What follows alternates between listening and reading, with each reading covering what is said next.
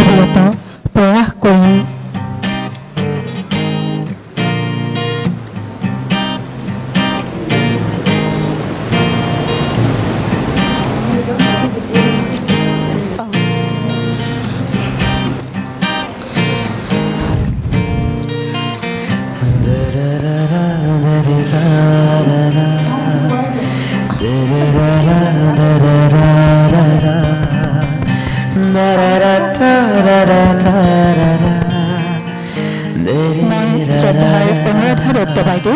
মঞ্চতে আসন গ্ৰহণ কৰিবলৈ অনুৰোধ জনাইছো। দেখা পালো তোমাৰ ছবি 1 মিনিট সময়ৰ বাবে প্ৰয়াত জুবিন গাৰ্গলৈ শ্ৰদ্ধাঞ্জলি জনাম, মৌন প্ৰাৰ্থনা জনাম। আপোনালোক সকলো থিয় হ'ব আৰু 1 মিনিট সময়ৰ বাবে আমি সকলোৱে মৌন হৈ থাকিম। শ্ৰদ্ধাঞ্জলি হৈছে আৰু আমি সকলোৱে 1 মিনিট সময় মৌন হৈ থাকিম।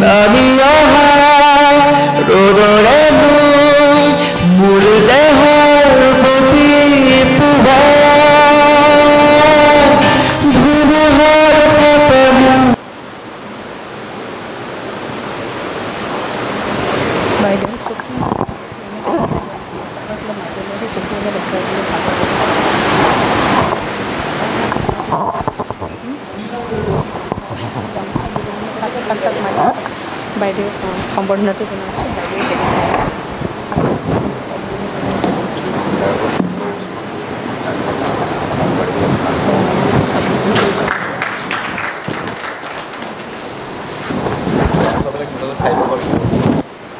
গামোচা পিন্ধালে চাইডৰ পৰা বেক চাইডৰ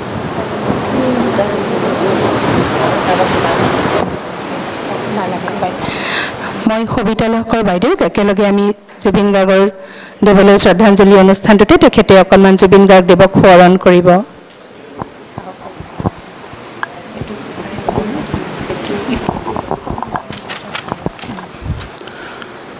মঞ্চত উপবিষ্ট বিশিষ্ট ব্যক্তিসকল, আজি ইয়াত আহি উপস্থিত হোৱা আমাৰ আটাইৰে পৰিচিত সুধীসকল, আচলতে আজি এটা বিশেষ দিন এই কাৰণেই যে আমি চেমিম আখতাৰ বাইদেউক বহুত আগৰ পৰা জানো।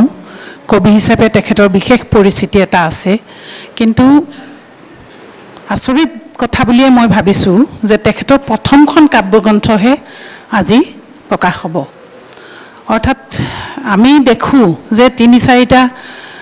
5টা কবিতা লিখি 10টা কবিতা লিখিয়ে মানুহে কিতাপ প্ৰকাশ কৰে। তেনে ক্ষেত্ৰত চেমিম আখতাৰ বাইদেউৰ আজি প্ৰথম কবিতা প্ৰকাশ হ'ব, কবিতা পুথি। তেখেতলৈ অভিনন্দন, শুভকামনা। আৰু যিহেতু মোক এটা বিশেষ বিষয়ত ক'বলৈ কোৱা হৈছে জুবিন গাৰ্গ সম্পৰ্কে, আজি ইয়াত এই মুহূৰ্তত জুবিন গাৰ্গ সম্পৰ্কে চৰ্চা কৰিবলগীয়া বৰ বিশেষ কথা আছে বুলি মই নাভাবোঁ। যিহেতু এইকেইদিন যোৱা 19 তাৰিখৰ পৰা 19 ছেপ্টেম্বৰৰ পৰা আমি আটাইয়ে জুবিনময় হৈ আছোঁ। অসম জুৰি, ভাৰত জুৰি আৰু বাহিৰৰ পৰাও যিবিলাকে ভাৰতত বিভিন্ন কাকতত আমি দেখিছিলোঁ যে জুবিনৰ সম্পৰ্কে লিখিছে, আটাইবিলাক কাকততে বাহিৰৰ কাকতবিলাকত বিশেষকৈ লিখিছিলে যে তেওঁ ইয়া আলি গাই পেলাই প্ৰসিদ্ধ হোৱা এজন গায়ক। পিছত তেওঁলোকেও বুজি পালে যে সেইটো আচলতে সৰ্বাংগে সত্য নহয়। তেওঁ বহুত বেছি গান গাইছে তাতকৈ, ইয়া আলি বুলি নহয়, তেওঁ ক্ৰিছ ষ্ট্ৰীট গাইছে, তেনেকৈ বিভিন্ন গান তেওঁ গাইছে। কিন্তু সেয়া ওপৰৰ পৰা দেখা জুবিন। আমি যিজন জুবিনক পাইছিলোঁ, আমাৰ ঘৰুৱা জুবিন, অসমৰ ল'ৰা বুলি, অসমৰ সন্তান হিচাপে তেওঁক আমাৰ অসমৰ মানুহে চাইছিল। সেইকাৰণে জুবিন গাৰ্গৰ এই আকস্মিক আৰু অকাল মৃত্যুত সকলো মৰ্মাহত হৈছিল। আমি যিসকলে অলপ দূৰত্বত ৰৈ পেলাই জুবিনক লক্ষ্য কৰিছিলোঁ, আমি যিসকলে অকণমান দূৰত্বত ৰৈ জুবিনৰ কিছুমান খামখেয়ালি বা কিছুমান উদ্ভট আচৰণ বুলি আমি যি কৈছোঁ বা সেই সময়তো কৈছিল, উদ্ভট আচৰণক আমি সমালোচনা কৰিছিলোঁ। সেই সকলেও আচলতে কিন্তু জুবিনৰ যে ভিতৰত বৈ থকা অন্তঃসলীলা ফল্গুৰ দৰে বৈ থকা যে বিষণ্ণ মনোভাৱ, যি নোপোৱাৰ কথা, যি প্ৰতিবাদী সত্তা, সেই সত্তাটোক ঠিকভাৱে আমি ঠিকমতে চিনি নাপালোঁ। জুবিনে প্ৰচণ্ডভাৱে এই ব্যৱস্থাপনাৰ বিৰোধিতা কৰিছিল সমাজত চলি থকা বিভিন্ন শাসক গোষ্ঠীৰেই হওক বা বিভিন্ন তেনে অন্যায়ৰ বিৰুদ্ধে মাত মাতিছিল সেইটো জুবিনৰ ধৰণে তাৰ কাৰণে জুবিনে হয়তো কেতিয়াবা বেয়া শব্দও কৈছিল আমাৰ প্ৰচলিত ধাৰণাত আমাৰ মধ্যবিত্তীয় মানসিকতাত বা আমাৰ যি সাধাৰণভাৱে আমি একচেপ্টেবল যেটো সমাজৰ কাৰণে যেটো আমি গ্ৰহণযোগ্য বুলি ভাবো তাৰ বাহিৰত তেওঁ কিছু কথা ব্যৱহাৰ কিছু শব্দ ব্যৱহাৰ কৰিছিল যেটো কাৰণে আমি জুবিনক তেনেকেই চালো সদায় দূৰৰ কৰিয়ে ৰাখিলো যি সকলে হয়তো তেওঁক যদি আৰু অলপ ওচৰৰ পৰা চালোহেতেন তেওঁ যে খুব খোলাখুলিকে কৈছিল যে মই সোশ্যাল লেফটিষ্ট সেই কথাটোক আমি গুৰুত্ব নিদিলো আমি ভাবি ললো যে লেফটিষ্ট হ'ব লাগিলে কোনো বিশেষ দলৰ সদস্য হ'ব লাগিব হেতু নহয় আসলতে আৰু সেই কাৰণে সেই জুবিনজনক আমি আৱিষ্কাৰ কৰাত ব্যৰ্থ হলো আমি দেখিছো তেওঁৰ হেহতিয়া সাক্ষাৎকাৰতো আমি জুবিনক কিন্তু ঠিকমতে তুলি ধৰিব নোৱাৰিলো তেওঁ সেৰ কথা কয় সে গৈভেৰাৰ কথা কয় তেওঁ বিষ্ণু ৰাভাৰ কথা কয় কিন্তু জুবিনে কি অৰ্থত কেনেকৈ বিষ্ণু ৰাভাক লৈছে সেই বিষয়ে সেই গভীৰ কথালৈ আমি যাব কেতিয়াও নুখুজিলো আমি জুবিনৰ সেই পাগলামি বিলাক বলিয়ালি বিলাক দুপাত জোতা কিয় পিন্ধে ফুলাম চুলা কিয় পিন্ধে ডিঙিত এখোপামান কিয় পিন্ধে কাণত কিয় পিন্ধে এইবিলাক লৈ পেলাই আমি আসলতে ব্যস্ত হৈ থাকিলো সেই কথাটোৱে খুব ব্যথা দিছে খুব দুখিত কৰিছে আৰু তাৰ কাৰণে কৰবাত নিজকো আমি দোষী কৰিছো আমিও পাৰিলোহেঁতেন হয়তো কিন্তু হেতু নকৰিলো আজি জুবিনৰ প্ৰয়াণৰ পিছত জুবিনৰ মৃত্যুৰ পিছত আমি আটাই খুব দুখিত হৈছো ব্যথিত হৈছো সেই কবি জুবিনজনক এতিয়া জুবিনৰ কবিতা ওলাইছে য'ত তেওঁ এখন কবিতা কিতাপ ওলাইছিলে কিন্তু চৰ্চা নহল তেনেকে তেওঁ সিনেমা কৰিছিল হেহতিয়াকে চাইছো আমি এটো কবলৈ বেয়া নাপাওঁ যে তেওঁৰ আগৰ সিনেমাবিলাক আমি তেনেকে চোৱা নাছিলো জুবিন গাৰ্গে তুন গান গায় সিনেমা কি কৰিব এই ধৰণৰ এটা ধাৰণা আছিল হেতু আমাৰ ভুল ধাৰণা স্বীকাৰ কৰিছো অকপতে কিন্তু এতিয়া যেতিয়া তেওঁৰ সিনেমা চাইছো তেওঁ যেতিয়া মন যায়খন চাইছো বা হেহতিয়াকে যেতিয়া তেওঁৰ আৰু এখন সিনেমা এখন নামটো এই মুহূৰ্তত ঠিক মনলৈ অহা নাই এই দুখন সিনেমা মই টিভিৰ জৰিয়তে চাবলৈ পালো এই দুখন সিনেমাত তেওঁ যি অভিনয় সঁচাকে ক'ব লাগিব এটা সামাজিক সমস্যালৈ যুৱ সমাজৰ সমস্যা কিছুমান লৈ যি সিনেমাত তেওঁ অভিনয় কৰিছিল সেই অভিনয় কিন্তু মানিবলগীয়া বা স্বীকাৰ কৰিবলগীয়া বহুততকৈ তেওঁ খুব ভাল অভিনয় কৰিছিলে তে এই কথাবিলাক এতিয়া ওলাই আহিব আৰু এই জুবিনৰ চৰ্চা কৰোতে আমি জুবিনক কেৱল গায়ক হিচাপে চালে নহ'ব এজন সামগ্ৰিক মানুহ হিচাপে তেওঁ ধ্যান ধাৰণা তেওঁ চিন্তা চৰ্চা তেওঁৰ চিন্তা পৰিসৰ তেওঁৰ গভীৰতা তেওঁ কিমানলৈকে গৈছিল সেই গোটেই কথাখিনি আমি বিবেচনালৈ আনিব লাগিব জুবিন সম্পৰ্কত আজি জুবিনৰ যেহেতু জুবিনক স্মৰণ কৰি এই অনুষ্ঠানটো আৰম্ভণি কৰিব খুজিছে ইমানখিনিকে কৈ মোৰ উপলব্ধিৰে আৰু কিবা ভুল ভ্ৰান্তিৰ বাবে ক্ষমা প্ৰাৰ্থনা কৰি মোৰ বক্তব্য শেষ কৰিছো ধন্যবাদ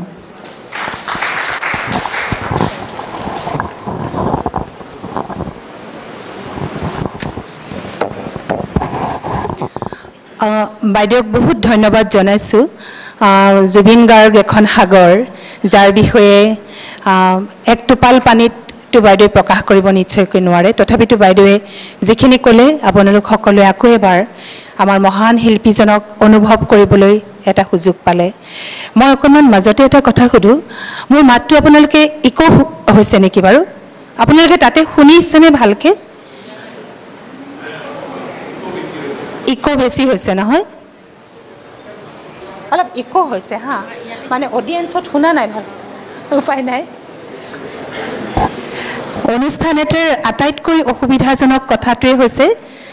যেতিয়া অডিয়েন্সে মঞ্চৰ কথা নুশুনে শুনিবলৈ নোৱাৰে মানে চেষ্টা কৰিলেও নোৱাৰে মই নিজেও বহুত অসহজ পাওঁ তাতে থাকিও অসহজ পাওঁ ইয়াত থাকিও অসহজ পাওঁ যি হওক আমি সহাৱস্থান কৰোঁ পৰিৱেশ আৰু পৰিস্থিতি যেনেকুৱাই হওক আমি সদায় সহাৱস্থান কৰোঁ এটা ধুনীয়া দিন আজি শামীম বাইদেউৰ এখন পুথি উন্মোচন হ'ব আৰু এই ধুনীয়া দিনটোত আমি সকলো প্ৰতিবন্ধকতা হাঁহি মুখে ইতিবাচক ৰূপে মুখামুখি হৈ অনুষ্ঠানটো সুন্দৰকৈ সমাপন কৰাৰ বাবে সকলোৱে প্ৰয়াস কৰোঁ ইতিমধ্যে বতৰে আমাক কিছু অসুবিধা দিছে যি হওক এতিয়া আমাৰ জুবিন গাৰ্গদেৱৰ শ্ৰদ্ধাঞ্জলি অনুষ্ঠানটো আমি ইয়াতে সামৰিছোঁ আৰু আহিছোঁ আজিৰ এই পুথি উন্মোচনৰ মূল কাৰ্যসূচীলৈ মূল সভালৈ এই মূল সভাখনত সভাপতিত্ব কৰিব আমাৰ অতি শ্ৰদ্ধাৰ ডক্টৰ অনুৰাধা দত্ত বাইদেৱে বাইদেউ ইতিমধ্যে মঞ্চত আসন গ্ৰহণ কৰিছে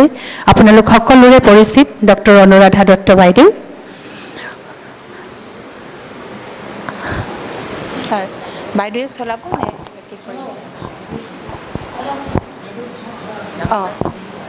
সম্বৰ্ধনাটো জনাম কিন্তু স্যাৰ অতিথি পৰিচয় আৰু সম্বৰ্ধনাটো আছে একেলগে জনাম স্যাৰ আপুনি যে কৈছিলে মানে মোক চলাবলৈ প্ৰস্তাৱ কৰিব বুলি ক'ব লাগিবনে আচ্ছা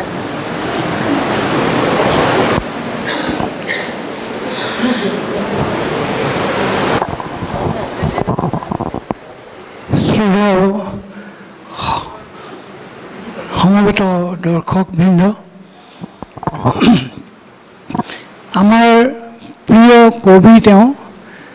সদৌ অসম কবি সন্মানৰ এটা অনুষ্ঠানত সম্পাদনা কৰিছিলে এতিয়া তেওঁ আগৰ মিটিংখন শেষ কৰিলে পৰৱৰ্তী যিখন সভা হ'ব আমাৰ উন্মোচনী সভা সেই সভাখন তেওঁক চলাই দিবৰ কাৰণে প্ৰণামিকা সমাক মই অনুৰোধ কৰিলোঁ আৰু সেইধৰণে আগবঢ়াই যাব আৰু মই আৰু এটা অনুৰোধ কৰোঁ মঞ্চলৈ আৰু এগৰাকী আমাৰ খুব প্ৰিয় মানুহ বুলিয়ে কৈছোঁ তেওঁ আছে ইয়াত তেওঁক মঞ্চলৈ আমি দুয়োজনে ইচ্ছা কৰিছোঁ তেওঁ মঞ্চলৈ আহিব অঞ্জলি দৈমাৰী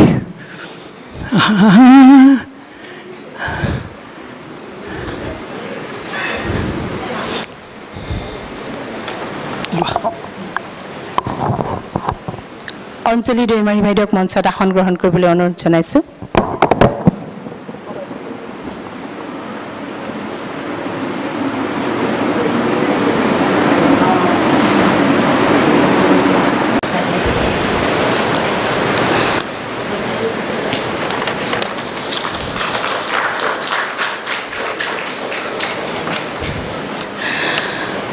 আজিৰ হাবিখন তেতিয়া কেতেকী গোন্ধাইছিল এই পুথিখনৰ উন্মোচক হিচাপে আমাৰ অনুষ্ঠানলৈ শ্ৰদ্ধাৰে আমি আদৰণি জনাইছোঁ বিশিষ্ট কবি নীলিম কুমাৰ নামে যাৰ পৰিচয় এতিয়ালৈকে 3বাৰ ৰাষ্ট্ৰীয় বঁটাৰে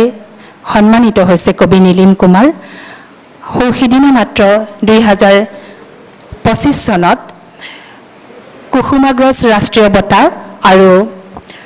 ডক্টৰ শ্ৰী নাৰায়ণ ৰেড্ডী ৰাষ্ট্ৰীয় বঁটাৰে সন্মানিত হোৱা শ্ৰদ্ধাৰ নীলিম কুমাৰ দেৱক আজিৰ অনুষ্ঠানটোত আমি বাইদেউৰ গ্ৰন্থখনৰ উন্মোচক হিচাপে পাই ধন্য হৈছোঁ আৰু এখন ফুলাম গামোচাৰে বাইদেউক আদৰিবলৈ অনুৰোধ জনাইছোঁ পূৰবী দাসক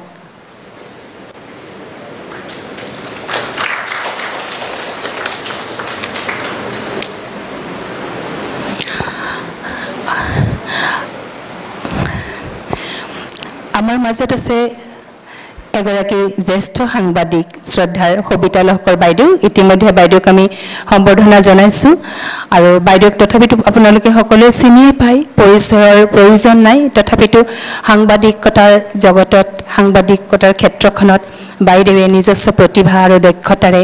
এখন সুন্দৰ আসন ল'বলৈ সক্ষম হৈছে সমাজৰ হিতৰ বাবে কাম কৰি আছে বাইদেউকো আজিৰ অনুষ্ঠানত পাই আমি ধন্য হৈছোঁ আৰু বাইদেউৰ পৰা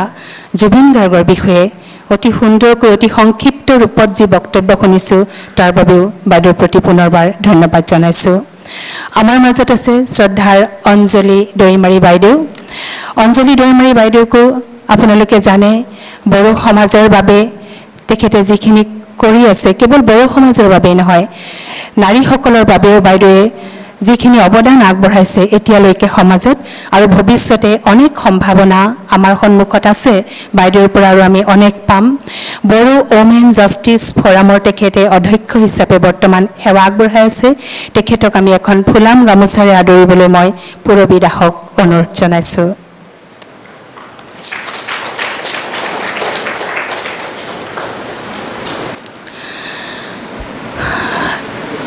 ডক্টৰ স্বামী মাখটাৰ বাইদেউৰ স্বামী আমাৰ সকলোৰে অতি মৰমৰ আনিছুজ্জামান এগৰাকী বিশিষ্ট কবিয়ে নহয় আমাৰ আমাৰ দৰে যিসকল আছে এইসকলৰ মাৰ্গদৰ্শক আৰু বাইদেউ আজি কবিতা পুথিখনৰ আঁৰতো এজন ব্যক্তি আছে ছাৰৰ কাৰণে ছাৰ বুলি মাতো ছাৰৰ কাৰণে প্ৰেৰণা পাই এইখন ক্ষেত্ৰত আগবাঢ়ি যোৱা মোৰ দৰে অনেক আছে যিসকলে ছাৰৰ গুণ কৈ আমি শেষ কৰিব নোৱাৰিম যেতিয়াই যিকোনো এটা কথা সুধি আমি ফোন কৰোঁ বা তেখেতৰ ওচৰলৈ যাওঁ তেতিয়াই সেই একেই আন্তৰিকতা আৰু একেই সহযোগিতা ছাৰে আগবঢ়ায় আজিও এইটো অনুষ্ঠানত ছাৰ আছে এজন অভিভাৱক হিচাপে ছাৰকো এখন গামোচাৰে আমি শ্ৰদ্ধা জনাব খুজিছোঁ মই পূৰবী বৰা বাইদেউক অনুৰোধ জনাইছোঁ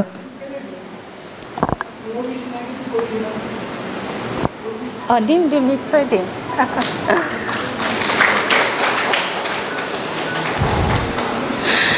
আৰু আজিৰ হাবিখন তেতিয়া কেতেকী গোন্ধাইছিল এই গ্ৰন্থখনৰ লেখিকা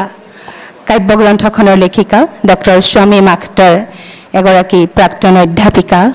আৰু আনিছুজ্জামান ছাৰৰ সুযোগ্য পত্নী নিজৰ প্ৰতিভাৰেও নিজৰ ক্ষেত্ৰত বাইদেউ বহুত উচ্চত আছে বাইদেউৰ ইতিমধ্যে গ্ৰন্থ প্ৰকাশ হৈছে কাব্যগ্ৰন্থ এখন যদিও প্ৰথম অধ্যাপিকা হিচাপেও এগৰাকী সমাজসেৱী হিচাপেও বিশেষকৈ ছাৰৰ আজি এই সফলতাত প্ৰত্যেকটো মুহূৰ্তত ছাৰৰ কাষত থকা ডক্টৰ স্বামী মাখটাৰ বাইদেউ সকলো মহিলাৰ বাবে প্ৰেৰণা নাৰীবাদী বুলি নকওঁ বাইদেৱে নিজেই কয় বাইদেউ মানৱতাবাদী কিন্তু নাৰীৰ প্ৰতি বাইদেউৰ যি এটা মোহ আছে নাৰীসকল আগবাঢ়ি যোৱাত বাইদেউৰ যি ইচ্ছা বা নাৰীৰ প্ৰতি কিবা এটা কৰাৰ কাৰণে বাইদেউৰ যি হেঁপাহ মানৱতাবাদী হৈও বাইদেউ এগৰাকী কোনোবা এটা দিশৰ পৰা নাৰীবাদী বাইদেউক এইখন যদিও কাব্যগ্ৰন্থ এইখন প্ৰথম পুথি বাইদেউৰ আৰু এনেকুৱা অনেক পুথি বাইদেউৰ পৰা সৃষ্টি হওক আজিৰ অনুষ্ঠানত আমি বাইদেউকো অকণমান শ্ৰদ্ধা জনাম পূৰবী দাসে বাইদেউক এখন গামোচাৰে শ্ৰদ্ধা জনাব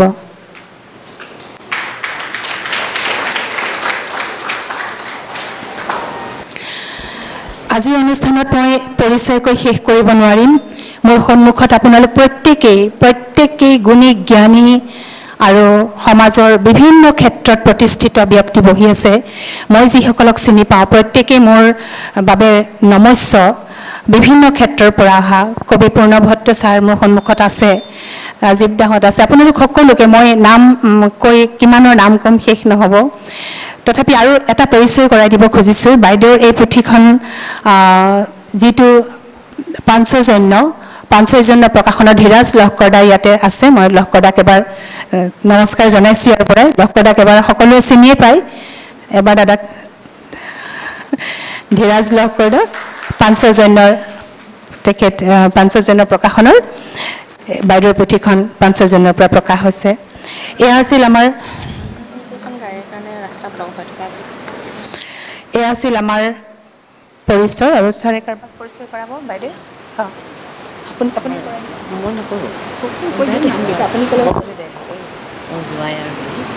নামকেইটা কওক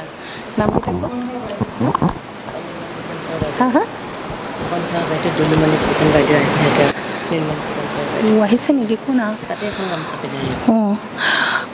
আমাৰ বাবে এটা খুব গৌৰৱৰ কথা যে আমাৰ লগত নীলমণি ফুকনদেৱৰ বাইদেউ উপস্থিত আছে ইয়াত দুলুমণি ফুকন বাইদেউ আপোনালোকে বহুতে হয়তো জ্ঞাত যে আমাৰ জামান ছাৰ আৰু শামীম বাইদেউ নীলমণি ফুকন ছাৰৰ কিমান আপোন আছিল নিজৰ আছিল আৰু আজি দুলুমণি বাইদেউ ইয়াত আহি উপস্থিত হৈছে বাইদেউক শামীম বাইদেৱে এখন গামোচাৰে শ্ৰদ্ধা জনাব খুজিছে বাইদেউ আপুনি তাতেই থাকক মাত্ৰ আপুনি থিয় হ'ব বা শামীম বাইদেউ তালৈকে যাব আপোনালোকে ইতিমধ্যে আমাৰ স্বামী মাখটাৰ বাইদেৱে নীলমণি ফুকন ছাৰৰ ওপৰত এখন সৰু বাইদেউৰ অনুভৱৰ সৰু পুথি লিখিছে ক'বলৈ সৰু কিন্তু ইমান আত্মীয়তা আৰু আৱেগ আছে সেই পুথিখনত আপোনালোকে কেতিয়াবা পঢ়িব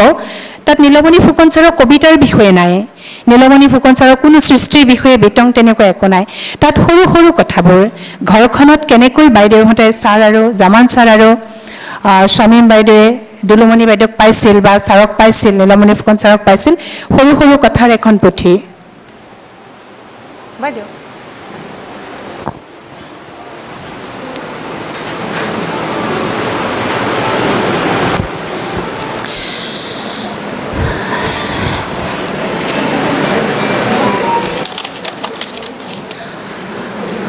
এইখিনিতে এটা অকণমান আপোনালোকৰ জ্ঞাতাৰ্থে জনাব খুজিছোঁ AS01BX8813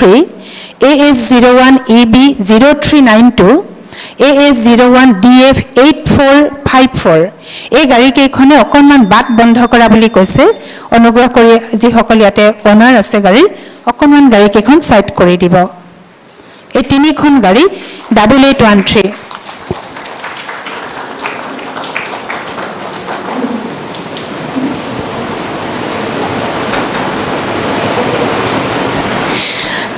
দুলুমণি ফুকন বাইদেউ দীৰ্ঘায়ু হওক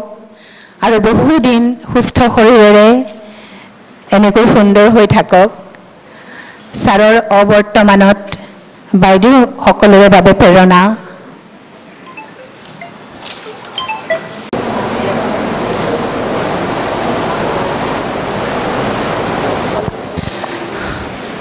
সাইফ সেলিমৰ পিতৃ মাতৃকো অকণমান সকলোৱে এবাৰ চাব অনুগ্ৰহ কৰি মই চিনি নাপাওঁ সাইফ সেলিমৰ পিতৃ মাতৃ আচ্ছা নমস্কাৰ বাইদেউ হয় হয় নমস্কাৰ সামসুলে কৈছে তানটো গায়কতে বিশ্বৰে মাজে মাজে যে আমি আমাৰ গানত গায়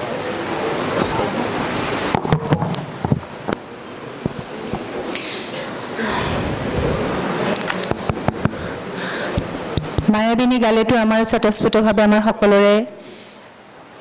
লগত গোৱা যায় যিসকলে ইচ্ছা কৰে একেলগে গাব পাৰে এটো শামসুলদাৰ আহ্বান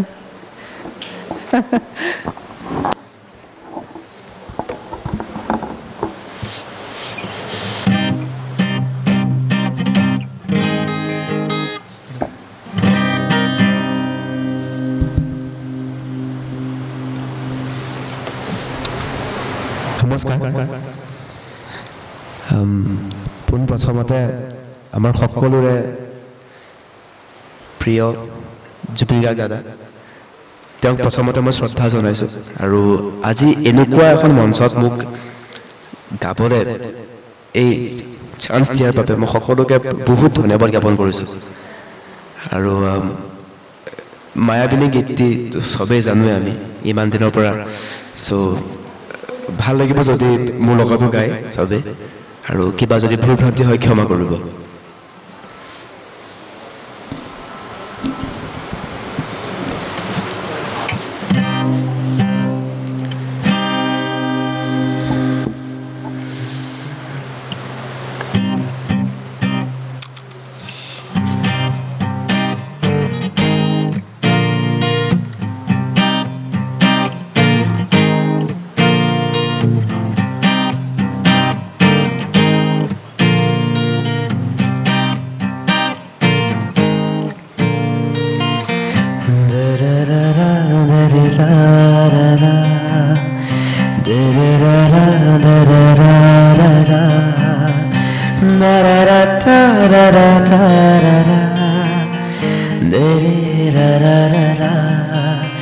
মায়াবিনী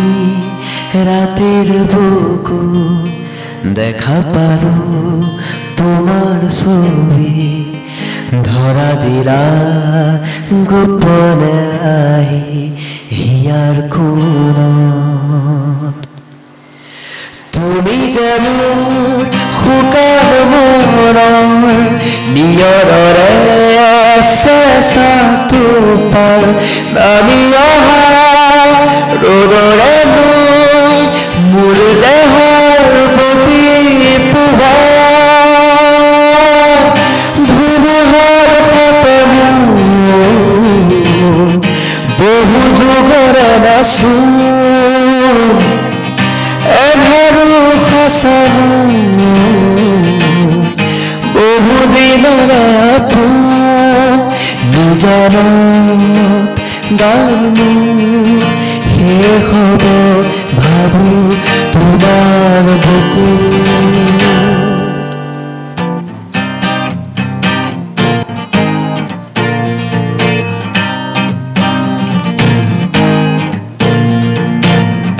প্ৰতি শৰতৰ প্ৰভাতী ফুৰা ক'ব তোমাকে মোৰ কথা প্ৰতি মেঘানী নিশা জোনে কব তোমাকে মোৰ ব্যথা ধুমুহাৰ শতমূৰ বহু যুগৰে নাচোন এধাৰো সঁচা মোৰ বহু দিনৰে আপোন নিজানত গান মোৰ শেষ হ'ব ভাবো তোমাৰ বুকু da da da da da da da da da da da da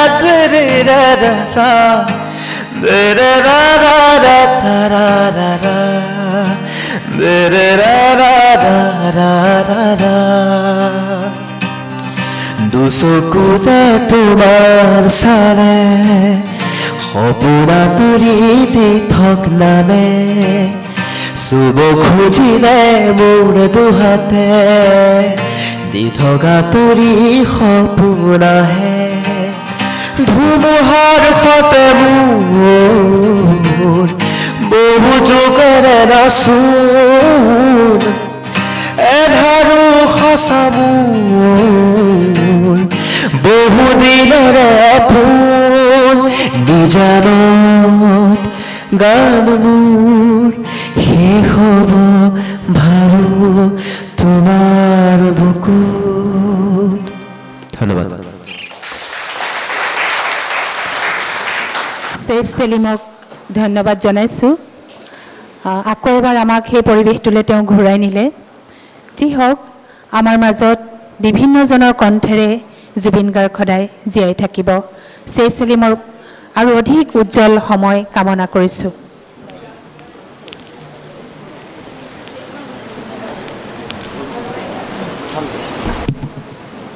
মানে জুবিন গাৰ্গক সেইটোৱে কৈ আছোঁ গামোচা অঁ দিলে ছেফ সেলিমক দিলোঁ আছে নাই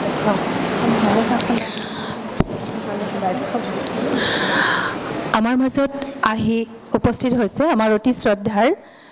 দেৱজিৎ বৰা ডাঙৰীয়া আপোনালোক সকলোৰে পৰিচিত তথাপি অসম সাহিত্য সভাৰ বৰ্তমানৰ প্ৰধান সম্পাদক এগৰাকী সাহিত্যিক অসম প্ৰকাশন পৰিষদৰ এগৰাকী সেৱক তেখেতকো আজি আমি শ্ৰদ্ধাৰে এখন ফুলাম গামোচাৰে আদৰিবলৈ আদৰণি জনাব খুজিছোঁ পৰমী দাসক মই অনুৰোধ জনাইছোঁ আৰু আজিৰ অনুষ্ঠানত আদৰণি ভাষণৰ বাবে মই তেখেতক অনুৰোধ জনাইছোঁ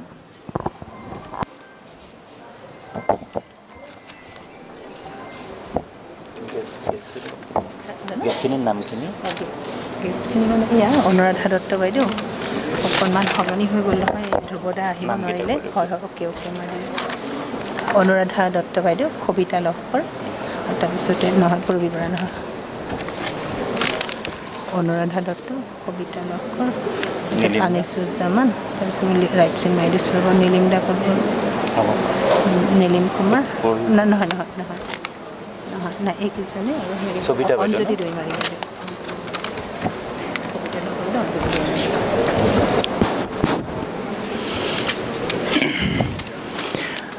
আজি এই ভগৱতী প্ৰসাদ বৰুৱা ভৱনত উপস্থিত থকা সুধী সমাজ মঞ্চত উপবিষ্ট অসম সাহিত্য সভাই জাতীয় কবি হিচাপে সন্মানিত কৰা আনিছুজ্জামান ডাঙৰীয়া আমাৰ অতি মৰমৰ কবি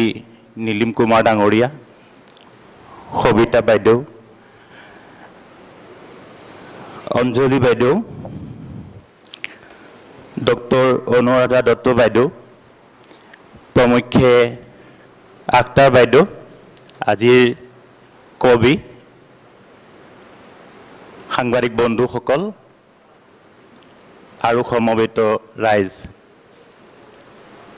অসম সাহিত্য সভাৰ প্ৰধান সম্পাদকৰ দায়িত্ব গ্ৰহণ কৰাৰ পাছত অসমৰ কাব্য আন্দোলনটোক এটা সুকীয়া মাত্ৰা প্ৰদান কৰি থকা বৰণ্য ব্যক্তিসকলৰ সান্নিধ্য সুঁৱৰি আজি ভগৱতী প্ৰসাদ বৰুৱা ভৱন ধন্য হৈছে। মই নিজে বৰ গৌৰৱ অনুভৱ কৰিছোঁ যে আপোনালোকৰ উপস্থিতিয়ে আজি এই ভগৱতী প্ৰসাদ বৰুৱা ভৱন সঁচা অসমীয়াত ক'বলৈ গ'লে সোণত সুৰগা চৰাইছে। অসম সাহিত্য সভাক এই গৌৰৱময় অনুভৱ কৰিবলৈ দিয়াৰ বাবে মই আপোনালোকক ধন্যবাদ আৰু কৃতজ্ঞতা জনাইছোঁ। শামীম আখতাৰ বাইদেউক আমি ব্যক্তিগতভাৱে জানো। এই পৰিয়ালটোৰ লগত আমাৰ সুসম্পৰ্ক আছে বহু দিনৰ পৰাই। বাইদেউৰ সৃষ্টিশীল কৰ্মসমূহ, আনিছুজ্জামানৰ সৃষ্টি কৰ্মসমূহ সমগ্ৰ অসমীয়া জাতিয়ে সদায়ে স্বীকাৰ কৰি আহিছে। অসম সাহিত্য সভাই তেখেতক সন্মান কৰিবলৈ কেতিয়াও পাহৰি যোৱা নাই। জাতীয় কবি হিচাপে তেখেতক স্বীকৃতি প্ৰদান কৰি অসম সাহিত্য সভা নিজেই ধন্য হৈছে। আজিৰ এই দিনটোত আমি অসম সাহিত্য সভাৰ প্ৰধান সম্পাদক হিচাপে আপোনালোকক আদৰণি জনাবলৈ পাই আমাৰ জীৱন ধন্য হৈছে। সেয়ে মই এই মুহূৰ্তত আপোনালোকক আদৰণি জনাইছোঁ। আৰু মোৰ কাব্যপুথিখনৰ নামটো ইমান ভাল লাগিছে, মই সেই কথাটো ক'ব বিচাৰিছোঁ। হাবিখন তেতিয়া কেতেকী গোন্ধাইছিল। কবিতাখিনি মই পঢ়িবলৈ পোৱা নাই, নামটোৱেই হৃদয়খন জোৰ পেলাই গৈছে। মই কবিগৰাকীৰ সেই কাব্য প্ৰতিভাখিনি আপোনালোকে উপলব্ধি কৰিব, ময়ো উপলব্ধি কৰিম, পঢ়িম। আশা কৰিম পাঠকসকলে এই গ্ৰন্থখন আঁকোৱালি ল'ব। আজি এই অনুষ্ঠানটোত আপোনালোক উপস্থিত থকাৰ বাবে মই আপোনালোকক ধন্যবাদ জনাই মোৰ চমু বক্তব্য সামৰণি মাৰিছোঁ। ধন্যবাদ। চিৰচেনী মোৰ ভাষা জানো।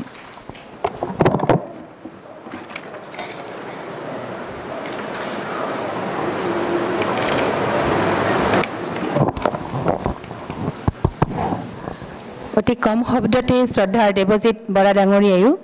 ভুৰুকাত হাতী মাৰিছিলে আৰু ভুৰুকাত হাতী মাৰি ভৰালে আৰু আপোনালোক সকলোকে আদৰণি জনালে। তেখেতক ধন্যবাদ জনাইছোঁ। আমি মূল যি অনুষ্ঠান আজি আমাৰ, সেই অনুষ্ঠানলৈ যোৱাৰ আগে আগে এটি ধুনীয়া কবিতা শুনিম। কবিতাটি পাঠ কৰিব ৰায়ান কবিৰ, আমাৰ লেখিকা বাইদেউৰ নাতিনী। ৰায়ানক মই মঞ্চলৈ মাতিছোঁ।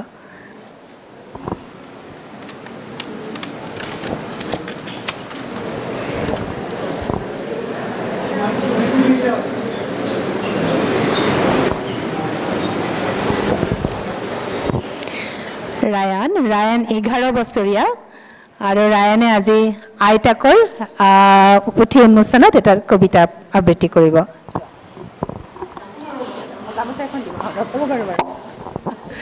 ৰায়ানকো আমি অকণমান মৰম জনাম, নহ'লে তাৰ এটা অভিমান থাকিব নহয়। সি সকলোৰে ডিঙিত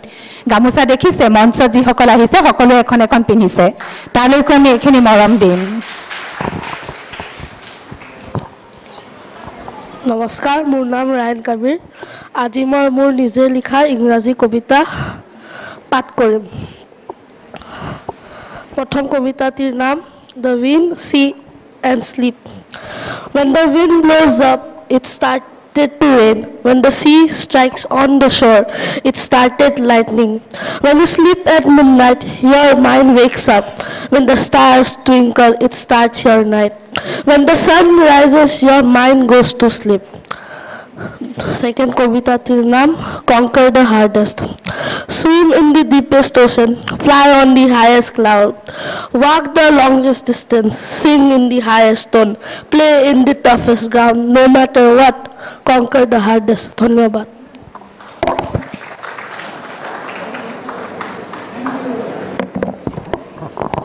ধন্যবাদ ৰায়ান,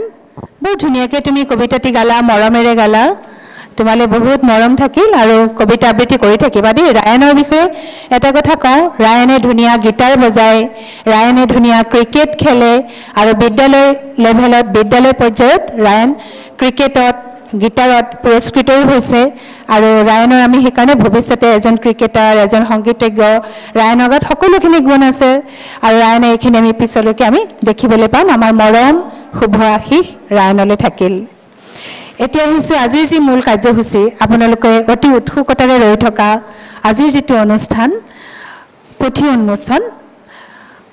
বাইদেউৰ হাবিখন তেতিয়া কেতেকী গোন্ধাইছিল দেৱজিৎ বৰা ডাঙৰীয়াই যিটো কথা ক'লে যে কিতাপখনৰ নামটোৱে আমাক খুব আকৰ্ষিত কৰিছে খুব ভাল লাগিছে আৰু হাবিখন তেতিয়া কেতেকী গোন্ধাইছিল তাৰ ভিতৰত কি আছে চাবলৈ আমি উৎসুক হৈ আছোঁ উন্মোচনৰ বাবে আগবাঢ়িছোঁ আৰু আজি আমি শ্ৰদ্ধাৰে আমন্ত্ৰণ জনাই অনা উন্মোচক নীলিম কুমাৰ ডাঙৰীয়াই গ্ৰন্থখন উন্মোচন কৰিব মই অনুষ্ঠানটো আগবঢ়াই নিবলৈ অনুৰোধ জনাইছোঁ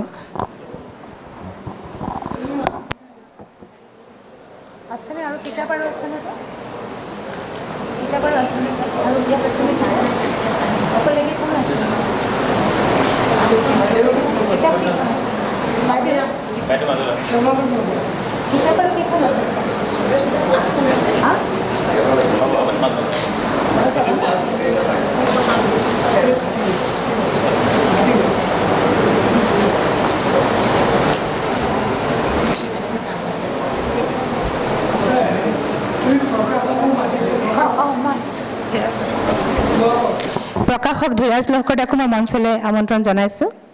হয়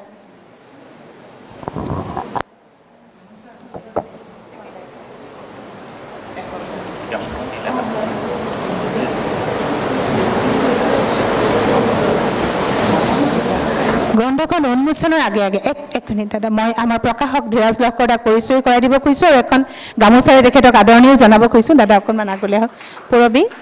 পূৰবী দাসক অনুৰোধ জনাইছোঁ হয়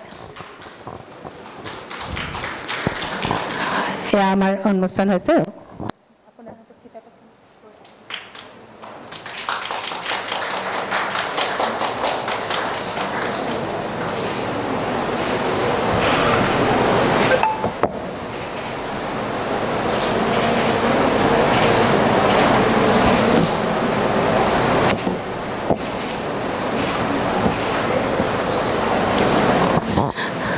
হয় ধন্যবাদ জনাইছোঁ আপোনালোকে ইতিমধ্যে বেটুপাত দেখিছে কেতেকী ফুল পাহৰ সৈতে সেইপাহ কেতেকী ফুল বাইদেউৰ কিতাপখনৰ নামটো পোৱাৰ পিছতে মই কেতেকী ফুল চাৰ্চ কৰিছিলোঁ সঁচা কথা ক'বলৈ গ'লে তাৰ আগতে মই কেতেকী ফুল কেতিয়াও দেখা নাছিলোঁ এইটো মোৰেই বাৰু এটা এয়া মই নাজানিছিলোঁ কেতেকী ফুল পাহ কেনেকুৱা হালধীয়া ফুল এপাহ মই যেতিয়া ইণ্টাৰনেটত দেখিছিলোঁ আৰু বাইদেউৰ কিতাপখনৰ বেটুপাতটো দেখিছিলোঁ ইমান ভাল লাগিছিলে শ্ৰদ্ধাৰ নীলিম কুমাৰ দেৱক মই কিতাপখনৰ মানে উন্মোচকৰ একেষাৰ ক'বলৈ অনুৰোধ জনাইছোঁ নীলিম দাৰ শুভেচ্ছা বাণীও আছে সমৃতাতী ডাঙৰীয়াই অকণমান লিখিছে কিতাপখনত আপোনালোকে হাতত পালে গম পাব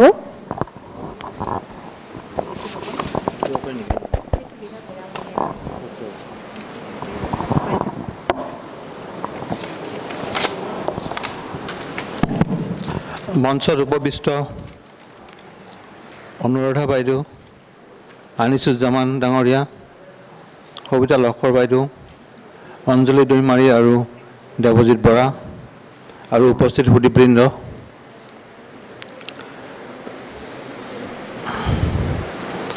কিতাপখন এইমাত্ৰ উন্মোচিত হ'ল অতি আনন্দৰ কথা কিতাপখন সম্পৰ্কে মই দুখাৰিমান লিখি দিছিলোঁ কি লিখিছিলোঁ এতিয়া মই পঢ়ি শুনাওঁ সংবেদী পাঠকসকল অনিবাৰ্যভাৱেই শামীম আখতাৰৰ হাবিখন তেতিয়া কেতেকী গোন্ধাইছিল নামৰ এই কবিতা পুথিখনৰ কবিতাবোৰত নিজকে বিচাৰি পোৱাৰ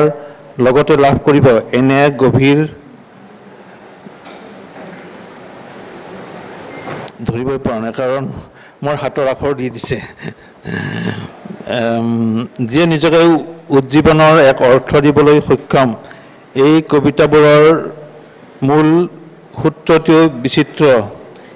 বিচিত্ৰিত নিবিড় আত্মীয় আৰু কিবা কিবি যি নহওক কবিতাবোৰ মই পঢ়িছিলোঁ আৰু কবিতাবোৰ পঢ়ি এইটো কথাই মই লক্ষ্য কৰিছিলোঁ যে তেওঁৰ কবিতাবোৰত মগজুৰ বিপৰীতে মগজুৰ কাৰুকাৰ্যৰ বিপৰীতে তেওঁৰ কবিতাবোৰ আছিল খুবেই আন্তৰিক। বাইদেউ কৈছিলোঁ যে মই ক'ৰবাত গ'লে তো কবিতা নহয় বুলিয়ে কৈছিলে মোৰ এইবোৰ অনুভূতি। ক'ৰবাত গ'লে মই মোৰ ভিতৰত কিবা সৃষ্টি হয়, কিবা জন্ম হয় আৰু মই সেইবোৰ টুকি ৰাখোঁ, সেইবোৰকে মই কবিতা বুলি ভাবিছোঁ। মই বোলো বাইদেউ সেইখিনিয়ে কথা। কাৰণ বাইদেৱে ইয়াত তো কোনো যাদু সৃষ্টি কৰিব খোজা নাই। কবিসকলে বহু কবিয়ে বা আমি কবিতাৰ মাজেৰে যাদু সৃষ্টি কৰিব খোজোঁ, কিন্তু বাইদেৱে কোনো যাদু সৃষ্টি কৰিব খোজাৰ বিপৰীতে তেওঁ ৰূপ সৃষ্টি কৰিছে, মানুহৰ হৃদয়ৰ ৰূপ সৃষ্টি কৰিছে, মানুহৰ ভিতৰত জন্মিব পৰা ৰূপৰ জন্ম দিছে। সেইটো এটা ডাঙৰ কথা। আৰু এটা কথা যে কবিতা হ'ল এতিয়া সাম্প্ৰতিক সময়ত আপোনালোকে দেখিছে 21 শতিকাত আমাৰ সকলো বস্তুৰ এই শতিকাই আমাৰ বহু বস্তু ধ্বংস কৰিছে। যেনে ধৰ্মৰ মৃত্যু ঘোষণা কৰিছে, এই শতিকাই আমাৰ ঈশ্বৰৰ মৃত্যু ঘোষণা কৰিছে, এই শতিকাই আমাৰ ধ্যান ধাৰণা ন্যায় বিচাৰ ধাৰাৰ মৃত্যু ঘোষণা কৰিছে। কিন্তু এই শতিকাই এতিয়াও আমাৰ সাহিত্যৰ মৃত্যু ঘোষণা কৰিব পৰা নাই। এই শতিকাই এতিয়াও কবিতাৰ মৃত্যু ঘোষণা কৰিব পৰা নাই। কিন্তু গতিকে কবিতা বাচি থাকিব। ফুকন ছাৰে নীলমণি ফুকনে কৈছিলে এষাৰ কথা, যে ইউঙৰ উদ্ধৃতি দি কৈছিলে যে আধুনিক মানুহে এটা আত্মা বিচাৰি ফুৰিছে। সেই যে আত্মা বিচাৰি ফুৰিছে কথাটো আচলতে কবিতাত আছে। সেই আত্মাটো কবিতাৰ বাহিৰে অন্য ক'তো সেই আত্মাটো বিচাৰি নাপায়। কাৰণ কবিতা হৈছে আধ্যাত্মিক এক বিষয়। সাহিত্যত আছে সেই আধ্যাত্মিকতা, যিটো আধ্যাত্মিকতা আমি হেৰুৱাইছোঁ, ইতিমধ্যে মানুহে হেৰুৱাই পেলাইছে। মানুহৰ জীৱনৰ পৰা বিভিন্ন পাৰিপাৰ্শ্বিকতাৰ পৰা আমি হেৰুৱাই পেলাইছোঁ। সেই আধ্যাত্মিকতা কিন্তু আশ্ৰয় লৈছে এই সাহিত্যত, বিশেষভাৱে কবিতাত। গতিকে কিন্তু বহুতে কয় যে কবিতা বুজি নাপায়। কবিতা বুজি নোপোৱাৰ কথা এটা উল্লেখ আছে। বহু মানুহে কয় কবিতাৰ প্ৰতি আগ্ৰহী নহয়, গতিকে কবিতাই সদায় পাঠক সদায় কম পায়। গতিকে কবিতাই পাঠক কম পোৱাৰ কাৰণে কবিতাৰ একো ক্ষতি নহয়। কিন্তু কবিতাটো হ'ল এনেকুৱা এটা কথা যে নীল আৰ্মষ্ট্ৰঙে যেতিয়া চন্দ্ৰত অৱতৰণ কৰিছিলে, তেওঁ বৰ্ণনা কৰিছিলে যে মই নীল আৰ্মষ্ট্ৰঙে তাত তেওঁৰ কেনেকৈ অনুভৱ হৈছিলে। প্ৰথম ভৰি দি দেখিছিলে যে তেওঁ আকাশখন আন্ধাৰ দেখিছিলে, আকৌ ভিতৰত শিল দেখিছিলে, এইবোৰ তেওঁ দেখিছিলে উজ্জ্বল পোহৰ দেখিছিলে, তেওঁ দেখিছিলে এই হেঙুলীয়া পোহৰ আৰু বিচিত্ৰ কিবা কিবি দেখিছিলে। তেওঁৰ এই অনুভৱটো হৈছিলে, তেওঁ কৈছিলে যে মই আকৌ বুজাব পৰা নাই, মই আকৌ বৰ্ণনা কৰিব নোৱাৰোঁ কেনেকুৱা এই অনুভৱ হৈছিলে। সেই যে বৰ্ণনা কৰিব নোৱাৰা, কবিতাটো ঠিক তেনেকুৱা ধৰণৰ এটা বস্তু। পাঠকসকলক কাৰণে এক ধৰণৰ সেই বুজিব নোৱাৰা এটা অৱস্থা এটা। কাৰণ এই যে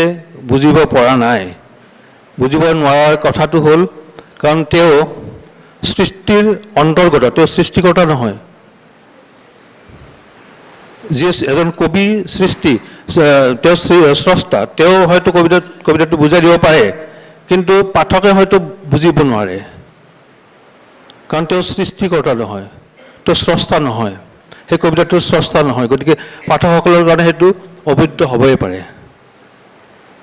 গতিকে পাঠকসকলে সদায় এটা কবিতাত বিচাৰি ফুৰে অৰ্থ। এই কবিতাটোৰ অৰ্থটো কি সদায় বিচাৰি ফুৰে। অৰ্থটো কি হ'ল, এইখিনি যে হ'ল, এইটো অৰ্থটো কি? সেই অৰ্থটো প্ৰত্যেকজন পাঠকৰ কাৰণে বেলেগ বেলেগ অৰ্থ বিচাৰি ফুৰে। এইটোৱেই কবিতাৰ মহত্বটো তাতেই আছে, বিচিত্ৰতা। এটা কবিতাৰ অৰ্থ বহু ৰকমৰ হ'ব পাৰে, বা প্ৰত্যেকজন পাঠকে বেলেগ বেলেগ অৰ্থ বিচাৰি পাব পাৰে। সেইটোতে কবিতাৰ মহত্বতা। একমাত্ৰ অৰ্থ নাথাকে হয়তো। গতিকে আৰু যে ঠিক সাংবাদিকসকলে যি ধৰণে এটা বস্তু জগতক চাই লক্ষ্য কৰে, নিৰীক্ষণ কৰে, এটা বস্তু তেওঁ যেনেধৰণে সাংবাদিকে এটা বস্তুৰ অৰ্থ, এটা বস্তুৰ তথ্য পাতি বিচাৰি চাই নিৰীক্ষণ যেনেকৈ কৰে, ঠিক কবি এজনে ঠিক তেনেধৰণে নিৰীক্ষণ নকৰে। কবি এজনৰ তেনেধৰণৰ এটা বস্তুক উপলব্ধি নকৰে তেওঁৰ জগতখনক উপলব্ধি কৰাৰ গ্ৰহণ কৰাৰ প্ৰক্ৰিয়াটো বেলেগ গতিকে কবি এজনে বেলেগ ধৰণে উপলব্ধি কৰে আৰু সাংবাদিকসকলে বা সাধাৰণ মানুহে হয়তো সেই উপলব্ধিটো বেলেগ ধৰণৰ হয় গতিকে মই বিশেষ নকওঁ আপোনালোকক আহ্বান জনাইছোঁ এই অৰণ্যখননো কেনেকুৱা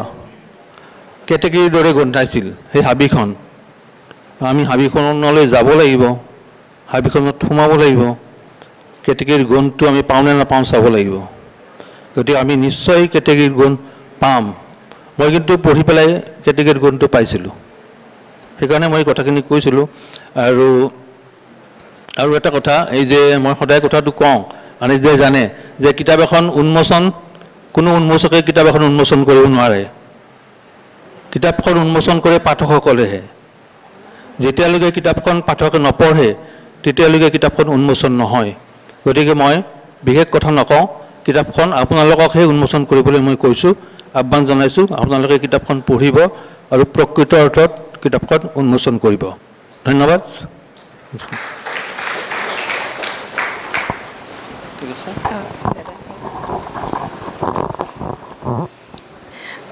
কবি নীলিম কুমাৰ যি আজি গ্ৰন্থখন উন্মোচন কৰি তেখেতৰ অনুভৱ ব্যক্ত কৰিলে নীলিম দালৈ শ্ৰদ্ধা জনাইছোঁ আমি প্ৰায় সামৰিম আৰু বেছি সময় আমাৰ অনুষ্ঠান নাই আৰু শেষ হ'বলৈ গৈ আছে নীলিম দাক ধন্যবাদ জনাইছোঁ এতিয়া আমি আমাৰ মাজত থকা শ্ৰদ্ধা অঞ্জলি দৈমাৰী বাইদেউক অকণমান তেখেতৰ অনুভৱ ক'বলৈ অনুৰোধ জনাইছোঁ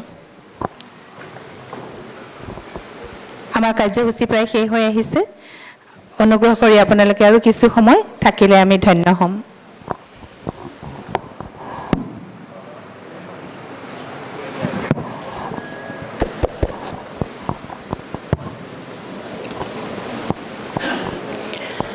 আজিৰ এই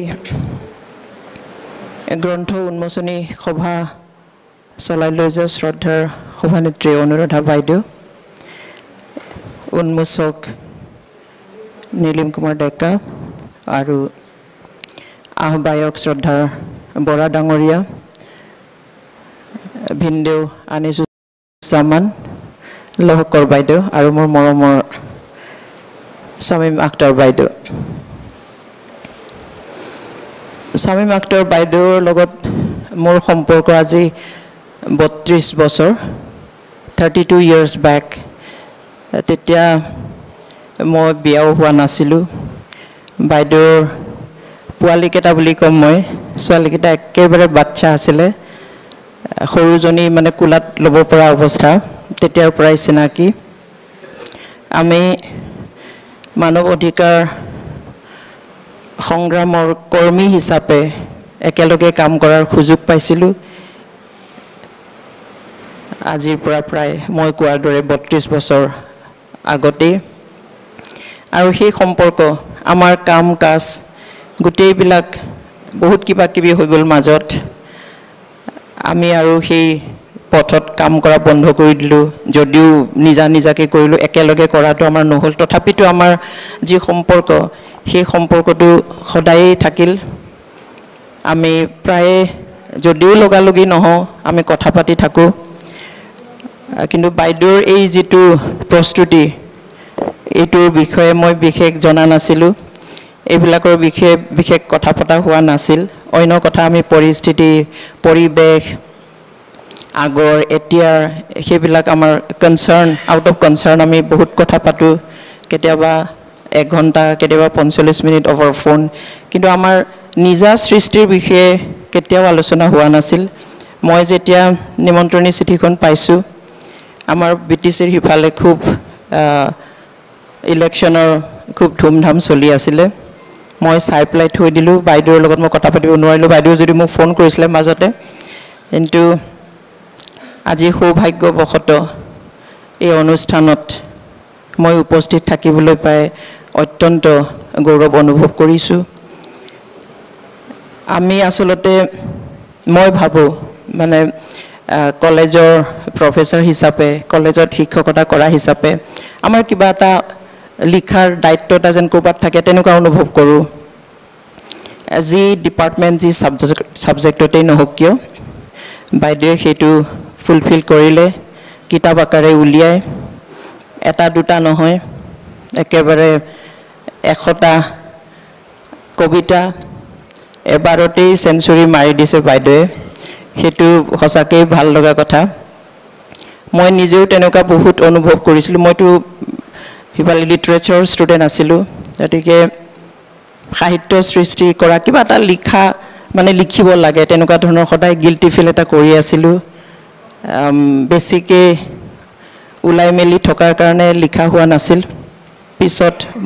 ময়ো বিয়াৰ পিছতহে কেইটামান কিতাপ কেইখনমান অনুবাদ কৰিবলৈ আৰম্ভ কৰিলোঁ যিহেতু নিজে সৃষ্টি কৰাটো সময়ৰ প্ৰয়োজন সময় থাকিলে কথাবোৰ নাহে আৰু যেতিয়া ভালকৈ মনত কথাবোৰ আহে তেতিয়া সময় নাপাওঁ তেনেকৈ তো তেনেকৈ মই মোৰ নিজৰ যি ছাবজেক্ট লিটাৰেচাৰৰ ষ্টুডেণ্ট হিচাপে তেনেকৈ ভাবি পেলাই মই এটা সময়ত অনুবাদ কৰা আৰম্ভ কৰি দিওঁ আৰু তেনেকৈ মই মামণি ৰয়ছম গোস্বামী বাইদেউৰ আধা লেখা 10টা বেজখন মই বড়ো ভাষালৈ অনুবাদ কৰিছিলোঁ আদ্ৰা লিৰনাই চান্দ্ৰেপ নামেৰে আৰু সেইটো অত্যন্ত অনাকাংক্ষিতভাৱে 2007 চনত মই সাহিত্য একাডেমী বঁটা অনুবাদৰ ক্ষেত্ৰত মই বঁটা পাবলৈ সক্ষম হৈছিলোঁ সেইবিলাক কথা আমি কেতিয়াও স্বামী বাইদেউৰ লগত কথা পতা নাছিলোঁ যেতিয়া ওলাই তেতিয়া তেওঁ কেতিয়া কৰিলা মোৰ এতিয়া এনেকুৱা হৈছে বাইদেউ এইবিলাক কেতিয়া লিখিলে তেওঁ লিখা মেলা কৰা মানুহ নহওঁ কথা বেছি কোৱা মানুহ তথাপিতো ইনাৰ মানে ভিতৰৰ এটা অন্তৰে সদায় কয় যে কিবা এটা লিখিব লাগে এতিয়া বাইদেউৰ এইখন ওলোৱা দেখি পেলাই মই ভাবিছোঁ ময়ো লিখিব লাগিব মই অনুবাদেই কৰি আছোঁ এতিয়ালৈকে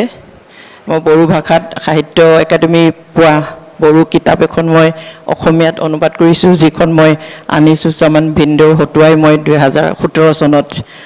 উন্মোচন কৰাইছিলোঁ গুৱাহাটীতে চ' এইটো ফিল্ডত মানে খুব কম কিন্তু আজি মই গৌৰৱ অনুভৱ কৰিছোঁ এটা সময় আছিল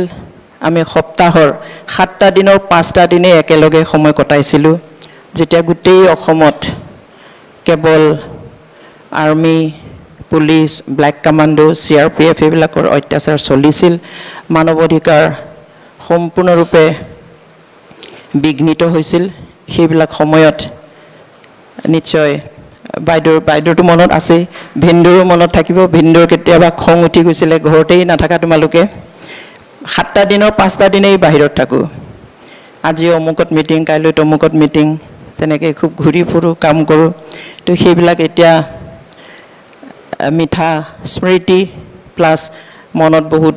মনোবল দিয়ে ছেটিছফেকশ্যনো দিয়ে পাৰোক নোৱাৰোক we could try to speak for the people আমি ভইচলেছবিলাকৰ কাৰণে ভইচ হ'বলৈ চেষ্টা কৰিছিলোঁ কাৰোবাৰ কণ্ঠ যেতিয়া ৰোধ হয় আমি তাত কণ্ঠৰূপে থিয় হ'বলৈ চেষ্টা কৰিছিলোঁ আৰু সেইটোৱে পাৰক নোৱাৰক আমাক এটা মনত শান্তি দিয়ে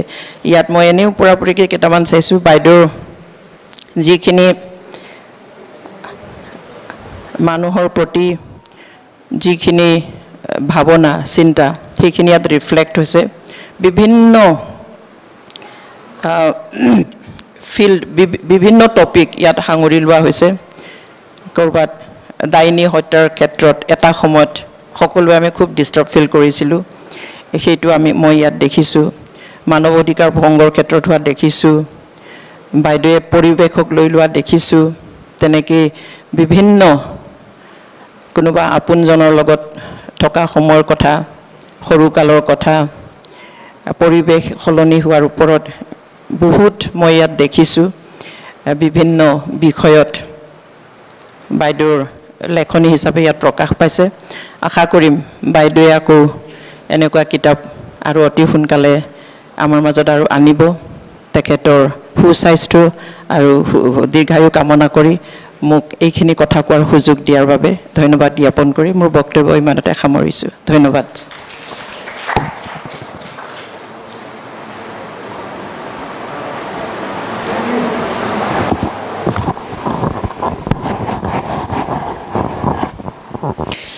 অঞ্জলি দৈমাৰী বাইদেউক আন্তৰিক শ্ৰদ্ধা জনাইছোঁ তেখেতেও অতি সুন্দৰকৈ তেখেতৰ বক্তব্য ৰাখিলে আমি কৃতজ্ঞ হ'লোঁ আমাৰ উপস্থিত যিসকল আজি ইয়াত ব্যক্তি আছে আপোনালোক সকলোকে মই আগতেই কৈছোঁ আপোনালোকে একোগৰাকী সমাজত প্ৰতিষ্ঠিত ব্যক্তি আজিৰ অনুষ্ঠানত আপোনালোকে সমাজৰ ফালৰ পৰা যদি অনুগ্ৰহ কৰি যদি কিবা বক্তব্য ৰাখিব খোজে মই আপোনালোকক অনুৰোধ জনাইছোঁ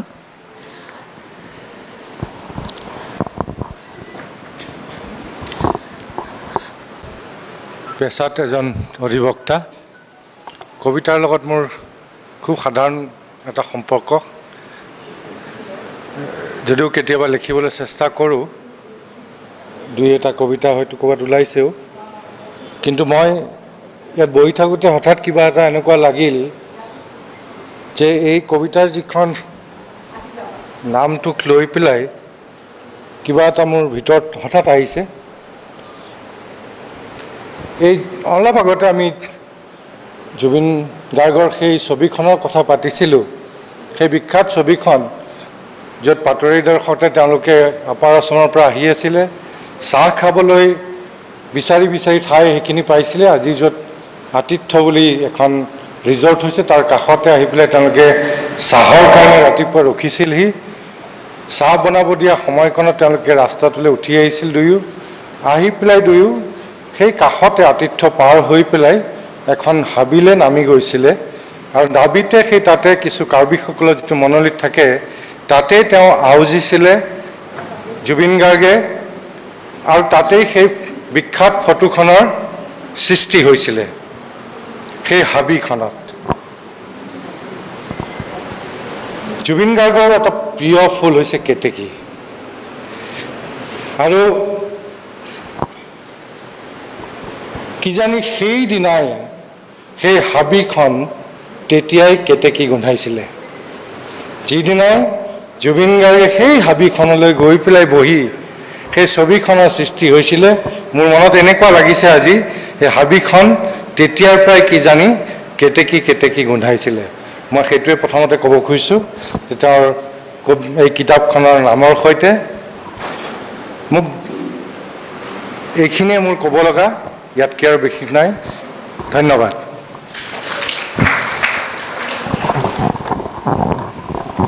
বৰ ধুনীয়াকৈ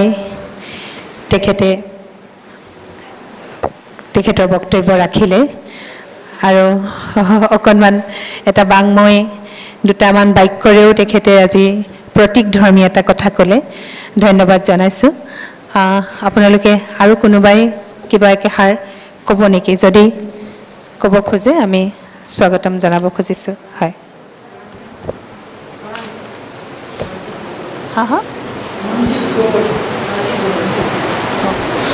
ৰঞ্জিত গগৈ ডাঙৰীয়া ছাৰ আৰু বাইদেউ দুয়োগৰাকীয়ে কৈছে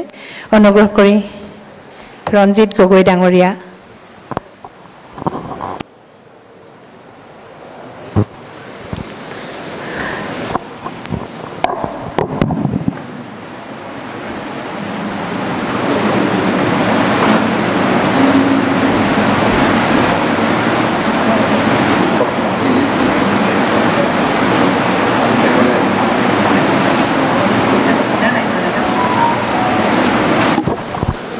নমস্কাৰ মঞ্চত উপবিষ্ট সকলো ব্যক্তিলৈ মোৰ ফালৰ পৰা শ্ৰদ্ধা জনাইছোঁ আৰু আজি বহি থকা সকলো গণ্যমান্য ব্যক্তিৰ সকলোকে সেৱা জনাইছোঁ আনিষ্টা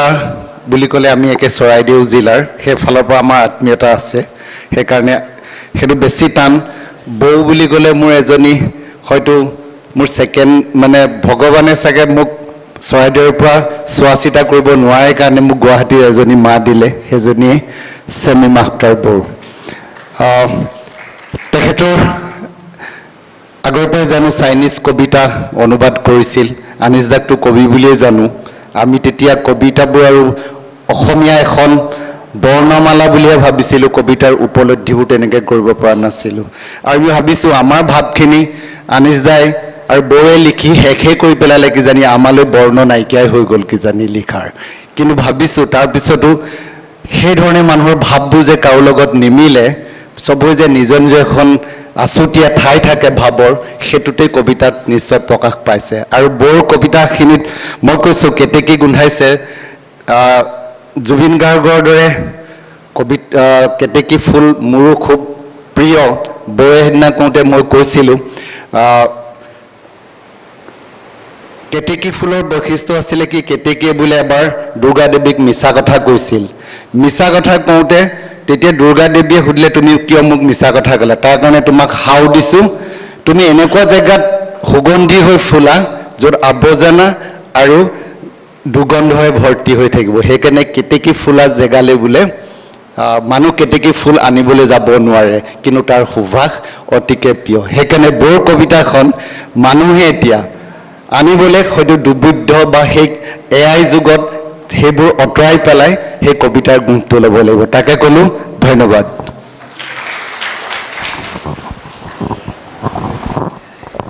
বিহু সম্ৰাট গোটেই বিশ্বতে অসমৰ বিহুক পৰিচয় কৰাই দিয়া এইগৰাকী বিহু ৰজা ৰঞ্জিত গগৈ ডাঙৰীয়াই যে কেতেকী ফুলৰ ওপৰতো ইমানখিনি কথা আমাক ক'ব আচলতে বাক্যটো শব্দটো মোৰ চাগে অকণমান কোৱা বেয়া হৈছে ক্ষমা কৰিব আণ্ডাৰ এষ্টিমেট কৰি থোৱা বুলি হয়তো ভাবিব আপোনালোকে তেনেকৈ নহয় কথাটো বহুত ধন্যবাদ ৰঞ্জিত গগৈ ডাঙৰীয়া আপুনিও আমাৰ ঠিক জুবিন গাৰ্গে যিদৰে বিশ্বত আমাক পৰিচয় কৰাইছে আপুনিও এগৰাকী অসমীয়া যি বিহুক বিশ্বৰ দৰবাৰলৈকে লৈ যাবলৈ সক্ষম হৈছে আজি সমগ্ৰ ভাৰতবৰ্ষ লগতে বিশ্বতো আপোনাক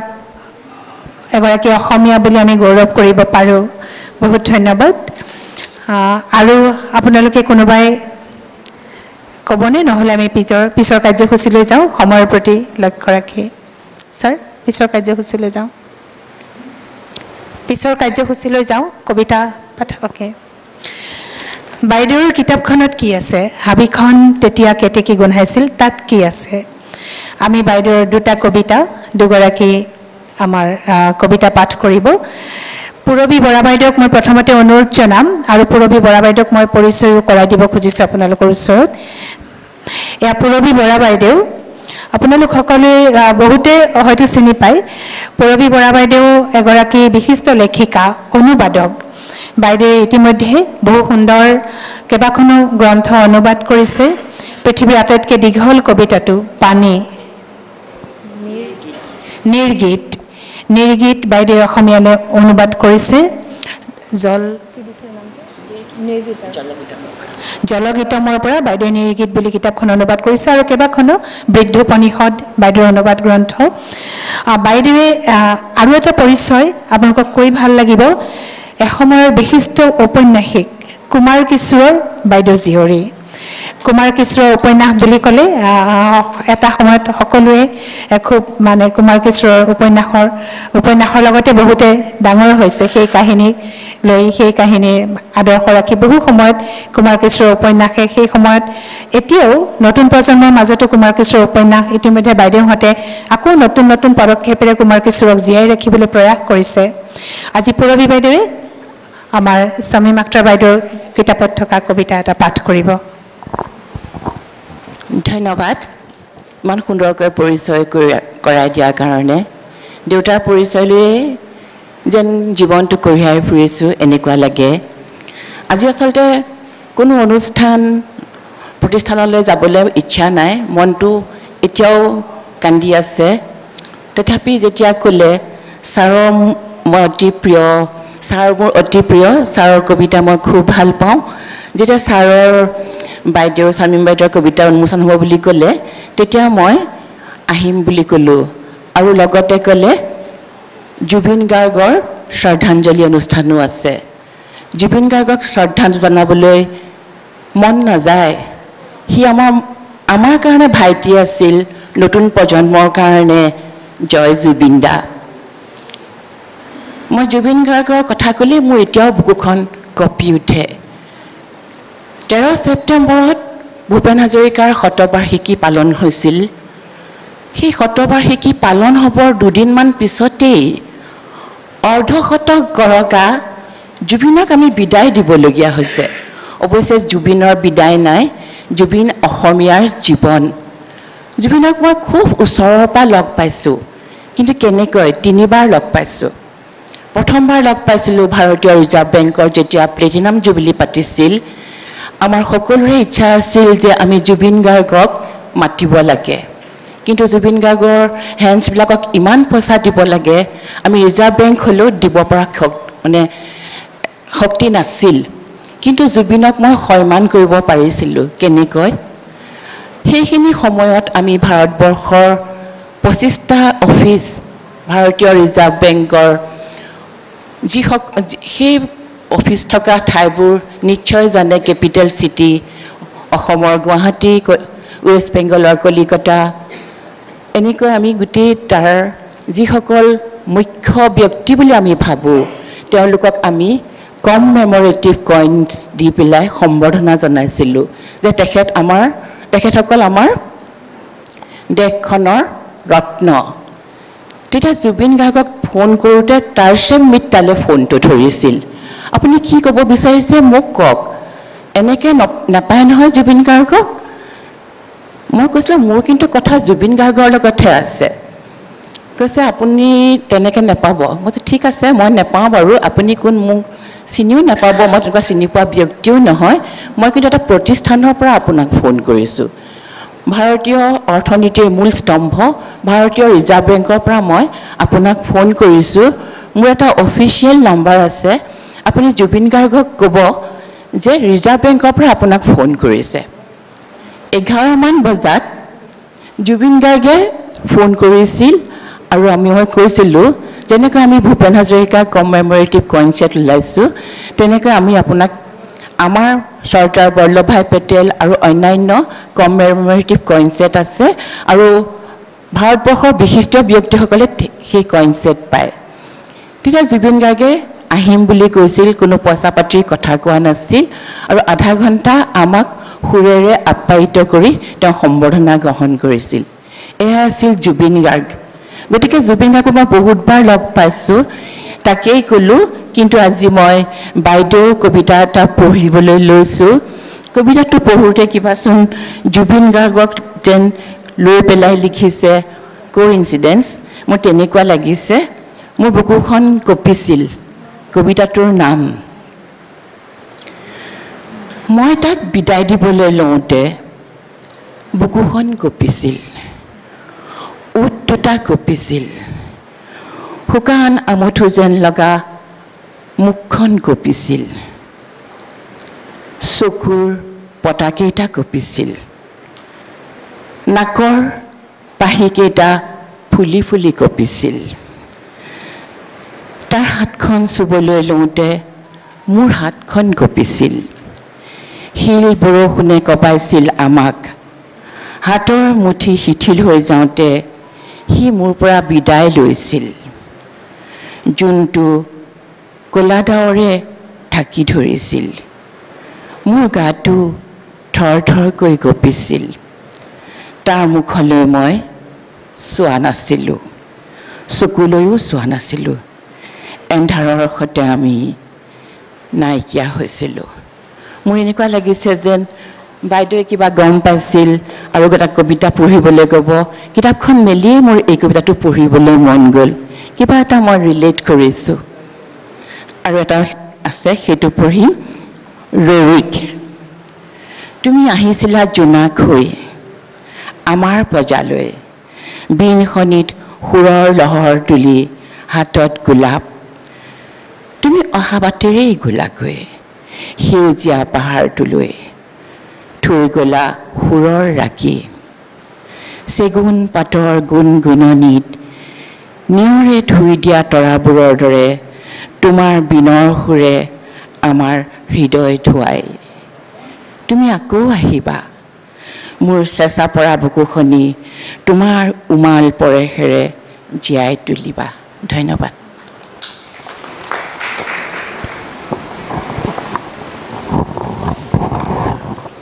পূৰবী বাইদেউক ধন্যবাদ জনাইছোঁ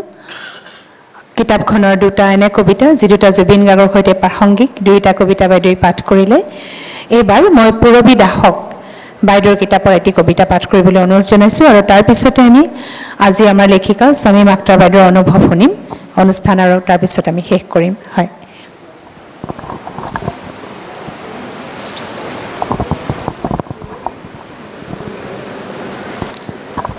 নমস্কাৰ মঞ্চত উপস্থিত বিশিষ্ট ব্যক্তিসকল সকলোকে মই নমস্কাৰ জনাইছোঁ আপোনালোক আটাইকে নমস্কাৰ জনাইছোঁ আজি শ্ৰদ্ধাৰ স্বামী মাষ্টাৰ ডাঙৰীয়া বাইদেউ কাব্যগ্ৰন্থ উন্মোচনী অনুষ্ঠানত মই অংশগ্ৰহণ কৰিবলৈ পাই নথৈ আনন্দিত হৈছোঁ এইকণ সুবিধা দিয়াৰ বাবে মোৰ অতি মৰমৰ শ্ৰদ্ধাৰ বা প্ৰণামিকা শৰ্মা তেখেতক মই ধন্যবাদ জ্ঞাপন কৰিছোঁ কাব্যগ্ৰন্থ হাবিখন তেতিয়া কেতেকী গোন্ধাইছিল পৃষ্ঠা নং 19 কবিতাৰ শিৰোনাম ছাইবোৰ সেউজীয়া হ'ল এজাক শিহৰণকাৰী বতাহে কপাই গ'ল নৈ পৰিয়া গছকেইজোপা মদাৰ শিমলু জৰি সোণাৰু আৰু বট সেউজীয়া মানুহজন তাতেই পৰি ছাই হৈ গ'ল বতাহ স্তব্ধ প্ৰকৃতি নিমাত নীৰৱ ধুমুহাই ছাইবোৰ উৰুৱাই লৈ গ'ল ছাইবোৰ সেউজীয়া হ'ল মানুহজনৰ দৰে নৈখনৰ পানীখিনিও সেউজীয়া হ'ল পাহাৰৰ দুয়োপাৰে সেউজীয়া ঘাঁহবোৰ গজি উঠিল ছাইখিনিৰ পৰা পাহাৰৰ দুয়োপাৰে সেউজীয়া ঘাঁহবোৰ গজি উঠিল ছাইখিনিৰ পৰা ধন্যবাদ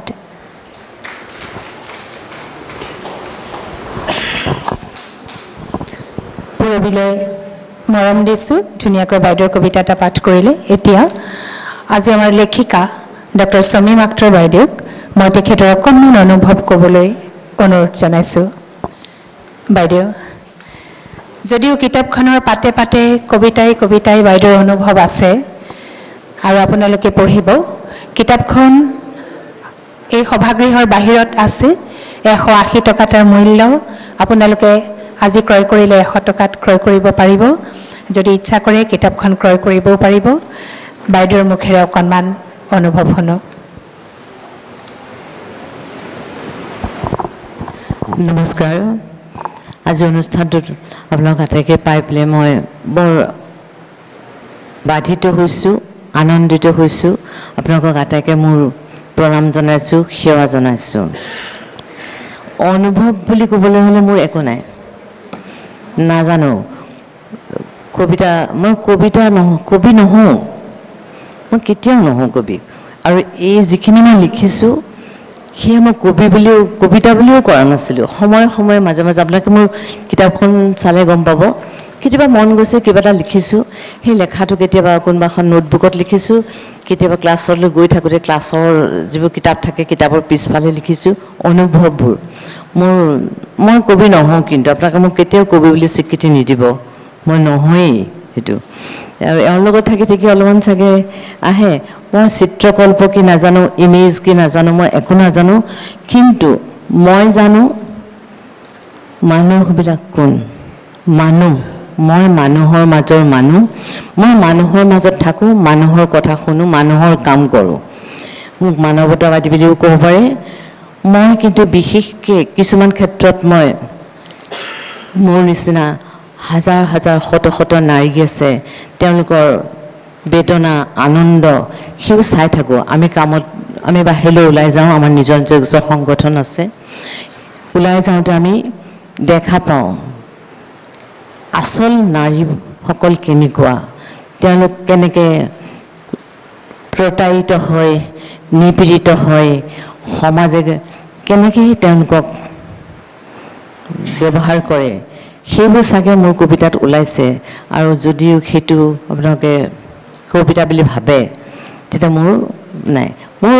মাত্ৰ মোৰ ভাৱ অনুভৱ যিবিলাক আছে সেইবিলাককে মই পাতনি তাকেই লিখিছোঁ মই অকণমান পাতনিটোৰ পৰা দুআষাৰ কৈ দিওঁ মোৰ কথা হৃদয় অনুভৱ কৰা কিছুমান স্বৰ তেজে শিৰাই শিৰাই প্ৰবাহিত হৈ থকা কিছুমান অনুভূতি, প্ৰাণ আলোকিত কৰা কিছুমান সুৰৰ প্ৰকাশ কেতিয়াবা কলমেৰে নিগৰি নিগৰি ওলাই আহে। তাকেই যদি কবিতা বুলি কয়,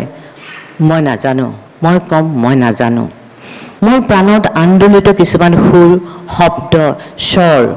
কলমেৰে ওলাই আহে আৰু সেয়াই যদি কবিতাৰ ৰূপ হয়, তাকো মই নাজানো। বুকুত জমা হৈ থকা অনুভৱবোৰ, প্ৰেম, ৰাগ, হাঁহি কান্দোনৰ ধ্বনি প্ৰতিধ্বনিবোৰো যদি কবিতা হয়, তেনেহ'লে হয়তো এয়া কবিতা হ'ব পাৰে। মই কবি নহওঁ, মনৰ অনুভৱবোৰহে প্ৰকাশ কৰোঁ। মই যিখিনি লিখিছোঁ সেয়া যদি কবিতা হয়, তেনেহ'লে এয়া মোৰ বাবে জীৱনৰ এক সুললিত সুৰ, এক সাৰ্থক চেতনা, প্ৰাণৰ মাজেৰে বৈ অহা এটি সুঁতি, বিননি, হাঁহি আৰু কান্দোন। মোৰ কবিতাটো আপোনালোকে কবিতা বুলি যদি ভাবে, বহুত হাঁহি আৰু কান্দোনে দেখিব। কিন্তু এটাও কবিতা নাই যিটো কবিতা মোৰ বাস্তৱ জীৱনত মই দেখা নাই বা মোৰ নিজৰ জীৱন, মোৰ যিসকল আছে বা সেইসকলৰ কথাই মই লিখিছোঁ। আৰু এতিয়া কিছুমান কথা এতিয়া জুবিনৰ লগত সাঙুৰ খোৱা কিছুমান কবিতা আছে, সেইবোৰ ওলাই গৈছে। সেইবোৰ আমাৰ প্ৰত্যেকৰে ভিতৰতে থাকে। আমি কেতিয়াবা প্ৰকাশ কৰোঁ, কেতিয়াবা প্ৰকাশ নকৰোঁ। এই পুথিখনিত লেখা কিছুমান অনুভৱ আজিৰে পৰা 40 বছৰ আগতেই লিখি থৈছিলোঁ। অ'ত ত'ত, কেতিয়াবা টোকা বহীত, কেতিয়াবা ডায়েৰীৰ পাতত, কেতিয়াবা কেতিয়াবা মোৰ ৰাজনীতি বিজ্ঞানৰ ছাত্ৰ ছাত্ৰীক লৈ পঢ়োৱা পাঠ্যপুথিৰ শেষ পৃষ্ঠাত। মোৰ বেছিভাগ লেখাই হেৰাই গৈছে, মোৰ নায়েই, চব হেৰাই গৈছে। আছে আৰু উৱলি হৈ ক'ৰবাত আছে, এওঁ সদায় গালি পাই থাকে, এইবোৰ কেলৈ গোটাই নোলোৱা বুলি। তাৰ ভিতৰতে পোৱাখিনিকে টুকুৰাই থৈছোঁ। কেতিয়াও ভবা নাছিলোঁ এনেকৈ পুথি আকাৰে ছপাম বুলি। মোৰ জীৱন পথৰ লগৰী আনিছুজ্জামানৰ প্ৰেৰণা আৰু উৎসাহতেই মই এই পুথিখনি প্ৰকাশ কৰিছোঁ। মই মানৱতাবাদী, নাৰীবাদী নহওঁ যদিও মোৰ জীৱনত নাৰীয়ে সদায় প্ৰাধান্য লাভ কৰে। তেওঁলোকৰ সুখ দুখ, আশা আকাংক্ষা, প্ৰতাৰণা, হেঁপাহ, হাঁহি চকুলোৰে মোৰ লেখনিত প্ৰভাৱ পোৱাটো স্বাভাৱিক বুলিয়েই মই ভাবোঁ। পুথিখনিৰ জীৱন্ত ৰূপ পোৱাৰ অন্তৰালত আছে মোৰ ভালপোৱা, মোক ভালপোৱা শুভাকাংক্ষীসকলৰ চেনেহ আৰু প্ৰেৰণা। মই সিদিনাখন শলাগ লৈ থওঁ, যিয়ে মোক মানে এই কিতাপখন বা মোক লিখি থাকোঁতে এতিয়া মোৰ বজস্ৰ লেখা আছে, মই কেতিয়াও প্ৰকাশ নকৰোঁ। কাৰণ মই অকণমান প্ৰচাৰ বিমুখ, মই নিবিচাৰোঁ। কিছুমান কাম মই কৰিছোঁ, যিবোৰ কাম মই কেতিয়াও প্ৰচাৰ বিচৰা নাই। মই আন্তৰিক মৰম আৰু শলাগ যাচিছোঁ মোৰ ভগ্নী সদৃশ ৰূপালী মৰল। ইয়াতে বহি আছে, সদায় খুচি থাকে মোক, এইটো কৰক এইটো কৰক। আমি আমাৰ বহুত দূৰত থাকোঁ, তেওঁ থাকে হাতীগাঁৱত, মই থাকোঁ ইয়াত। তেওঁ মোক সদায় কৈ থাকে, মই যে ওচৰত থাকিলোহেঁতেন আপোনাৰ বহুত লেখা আছে, চব মই ঠিক কৰি পেলালোহেঁতেন। খুচি থাকে কিন্তু সেইজনী ৰূপালী মৰল। উঠাচোন ৰূপালী, অসুস্থ স্বামীক থৈ আহিছে। পুথিখনিৰ জীৱন্ত ৰূপ পোৱা অন্তৰালত আছে মোক ভালপোৱা শুভাকাংক্ষীসকলৰ চেনেহ আৰু প্ৰেৰণা। এইখিনিতে মই আন্তৰিক মৰম আৰু শলাগ লৈছোঁ মৰমৰ সমিতাতী আৰু কবি নীলিম কুমাৰক। তেওঁলোকে মোক মানে কিতাপকাৰ নহওঁতেই তেওঁলোকে পঢ়িছিলে, পঢ়ি নীলিমক পাব, নীলিমে কিবা এটা লিখি দিছে আৰু সমিতাতেও কিবা এটা লিখি দিছে। তেওঁলোকে মোক কৃতজ্ঞ কৰিছে। আৰু ইয়াত যিবোৰ চিত্ৰ আছে, কিছুমান চিত্ৰ আছে, সেই চিত্ৰসমূহ মোৰ ভণ্টি, তাই আৰ্টিষ্ট হয়, লুৎফা আখতাৰ, তাই আঁকিছে। আৰু আকাশ নামৰ ল'ৰা এজনে কিছুমান স্কেটছ আঁকি দিছে। তাৰপিছত মই এটা বিশেষ এইবোৰ খুচৰি থাকোঁতে, পুৰণা খুচৰি থাকোঁতে মই এখন মানে স্কেটছ এখন পাইছিলোঁ। তাত দেখিছিলোঁ 1990 চনত হীৰেণ ভট্টাচাৰ্যই আমাৰ ড্ৰয়িং ৰুমতে বহি থাকে, বহি পেলাই আমি নাথাকোঁ, আঁকি গুচি যায়। তাৰ এখন পুৰণা স্কেটছ মই পাইছিলোঁ, পাই পেলাই এইখন মই মোৰ কিতাপখনত সন্নিৱিষ্ট কৰি থৈছোঁ। মোৰ বুকুত ৰাখি থৈ দিলোঁ, আৰু নহ'লেতো হেৰাই যাব সেইটো। তাৰপিছত ইয়াত আৰু যিসকল আছে, মোৰ ভাতৃপ্ৰতিম হিৰণজিৎ তালুকদাৰ, তেওঁ মোক পুথিখিনি ডিটিপি কৰি দিছে। ডিটিপি আহিছেনে? হিৰণজিৎ আহিছেনে? ধন নাই। তাৰপিছত মই লগতে শলাগ লৈছোঁ এইখিনি কাম যেতিয়া মই পুথি আকাৰে উলিয়াবলৈ ল'লোঁ তেনেকুৱা কৰি থাকোঁতে মই এটা আকস্মিক দুৰ্ঘটনাত পতিত হ'লোঁ মোৰ ভৰিখন ভাঙি গ'ল আঁঠুটো মোৰ 3 টুকুৰা হ'ল এনেকৈ থাকোঁতে 9-10 মাহমান তেনেকৈয়ে পৰি থাকিলে সেই সময়ত মোক প্ৰেৰণা যোগাইছিল মোৰ ঘৰৰ আনিছুজ্জামানৰ বাহিৰে মোৰ ল'ৰা ছোৱালীৰ বাহিৰেও মোৰ লগত অনবৰতে থকা চাঁতৰে ৰজনী তালুকদাৰ ৰজনী শইকীয়া আৰু দুগৰাকী মাতৃ আৰু কন্যা মেৰিনা আৰু সুমিনা তেওঁলোকে অনবৰতে মোক বহুত পৰিচৰ্যা কৰিছিলে সেই সময়ত এই সময়খিনিতে মই মানে কিতাপখন মই 5 মাহ বিচনাত পৰি আছিলোঁ এই 5 মাহ পঢ়ি থাকোঁতেই মই এইবোৰ আকৌ গোটাই মেলি লৈছিলোঁ হেৰি কৰিছিলে আৰু এটা কথা এই 5 মাহ পঢ়ি থাকোঁতে কিন্তু মই মোৰ জীৱনটো আকৌ নতুনকৈ দেখা পাইছিলোঁ মইনো কি আছিলোঁ মইনো এতিয়া কি হ'লোঁ তেতিয়া কিন্তু মই ইমানেতো অনবৰত ব্যস্ত থাকোঁ দেখা নাপাওঁ কিন্তু যেতিয়া বিচনাত পৰি থাকিব 5 মাহ ভৰি লেঙাৰ কাৰণে তেতিয়া মই মোক নিজকে আকৌ দেখা পাইছিলোঁ মোৰ অনুভৱবোৰ মই দেখিছিলোঁ আৰু সেইবোৰকে ইয়াতে চাগে প্ৰকাশ পাইছে কিতাপখনত মই বেছিকৈ কৰি দিলোঁ আৰু নকওঁ আপোনাক আটাইকে মোৰ ধন্যবাদ জনাইছোঁ মোৰ কৃতজ্ঞতা জনাইছোঁ আপোনালোকে ইমান সময় ৰৈ গ'ল সেইকাৰণে আৰু আমি বাহিৰত অকণমান জলপান খোৱাৰ ব্যৱস্থা কৰিছোঁ আমি ভিতৰত খুৱাব নোৱাৰোঁ আপোনালোকে অনুগ্ৰহ কৰি যেতিয়া যায় আৰু খাই পেলাই যাব ধন্যবাদ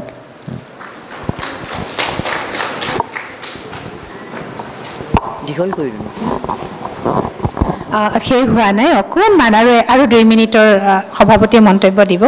আৰু আমাৰ শলাগৰ শৰাই অনুষ্ঠানটো আছে অনুগ্ৰহ কৰি আৰু কেইমিনিটমান বেয়া নাপাব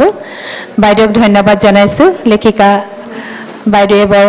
কম সময়তে সুন্দৰকৈ অনুভৱ ক'লে মই এতিয়া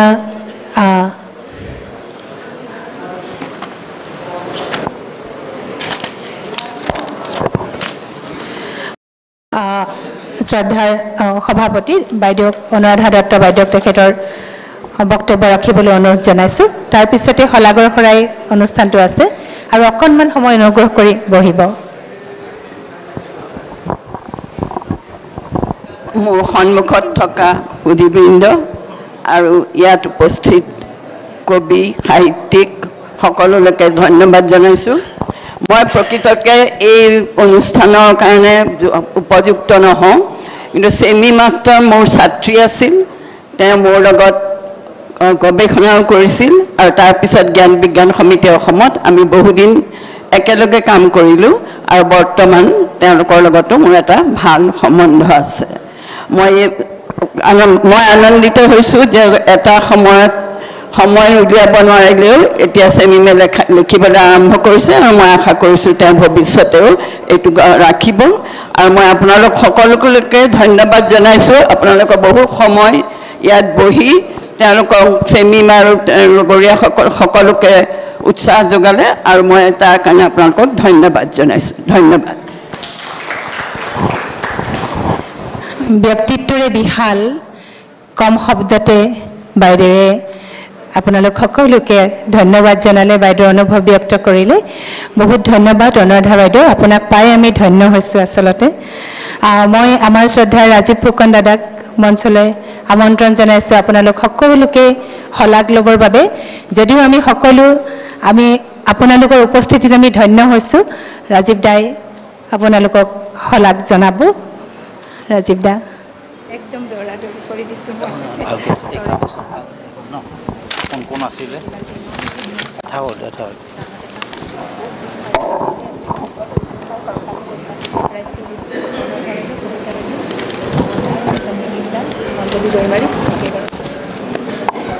আজি শামীম আখতাৰৰ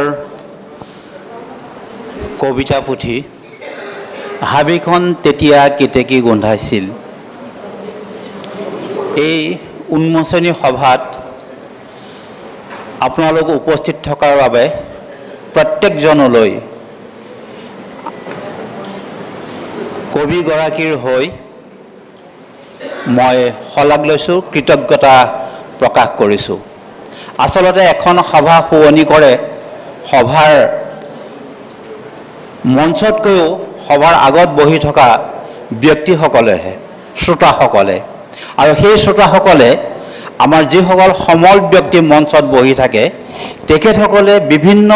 দিশৰ কথা যেতিয়া কৈ যায় সেইখিনি হৃদয়ত তেওঁলোকে এনালাইচিছ কৰে বিশ্লেষণ কৰে আৰু তাৰ পৰা যিটো লৈ যায় হৃদয়ত সেইটোহে আচল উন্মোচন হয় এখন কিতাপৰ তেনেধৰণে আৰু হৃদয়ত আপোনালোকে যিখিনি আজি বহন কৰি লৈ যাব এই অনুষ্ঠানটোৰ পৰা যিখিনি পালে সেইখিনি আমাৰ সমাজলৈ এক বাৰ্তা কঢ়িয়াই নিব তথাপিও আজি এই সভাৰ সভাপতিত্ব কৰি আমাক আপ্যায়ন কৰাৰ কাৰণে বাইদেউক যথেষ্ট কৃতজ্ঞতা প্ৰকাশ কৰিছোঁ আমাৰ প্ৰণামিকাই আঁত ধৰোঁতেও কথাখিনি কৈ গৈছিল আমাৰ সভাপতি ডক্টৰ অনুৰাধা দত্ত বাইদেউলৈ শ্ৰদ্ধা জ্ঞাপন কৰিছোঁ আৰু সাংবাদিক সবিতা লকৰ তেখেতে জুবিন গাৰ্গ সম্পৰ্কত এটা কথা কৈছিল মনত লাগে যে আমি জুবিন গাৰ্গক বুজি নাপালোঁ লগতে এইটোও কথা হৈছে যে আমি যিসকল লোক আছোঁ সমাজৰ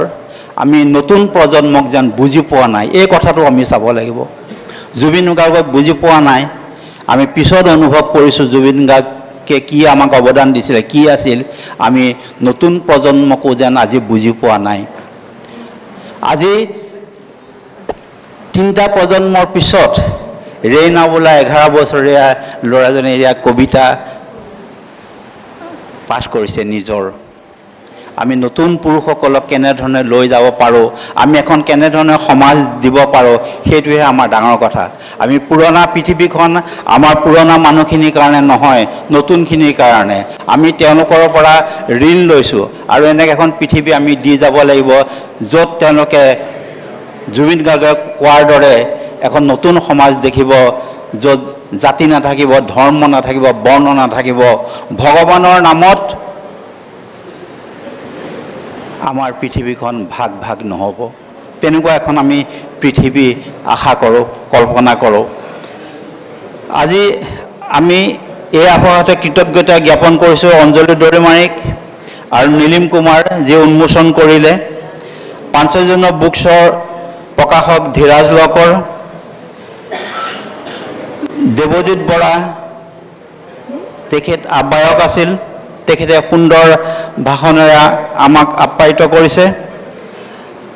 তেখেত প্ৰধান সম্পাদক অসম সাহিত্য সভা আপোনালোকে জানেই আৰু শিশু কবি ৰাইনাৰ কবিতা পাঠৰ কাৰণে অভিনন্দন জ্ঞাপন কৰিছোঁ নীলিম কুমাৰে এষাৰ কথা কৈছিল যে মগজুৰ কাৰুকাৰ্যৰ বিপৰীতে এই কবিতাখিনি হৃদয়ৰ স্পন্দন কবিতাৰ মাজেৰে যাদু সৃষ্টি কৰিব বিচৰা নাই কবিয়ে ৰূপ সৃষ্টি কৰিছে হয় কবিতাৰ পাঠেই আমাৰ জীৱন আৰু কবিতাক যদি আমি জীৱনৰ পৰা নিলগাই থ'ব বিচাৰোঁ তেতিয়াহ'লে আমাৰ সেই কবিতা কেতিয়াও চিৰস্থায়ী হ'ব নোৱাৰে কবিতা সাঁথৰ নহয় সত্য উন্মোচনহে কবিতাৰ লক্ষ্য কবি শব্দৰ খনিকৰ অৰ্থ বা ভাৱৰো খনিকৰ আৰু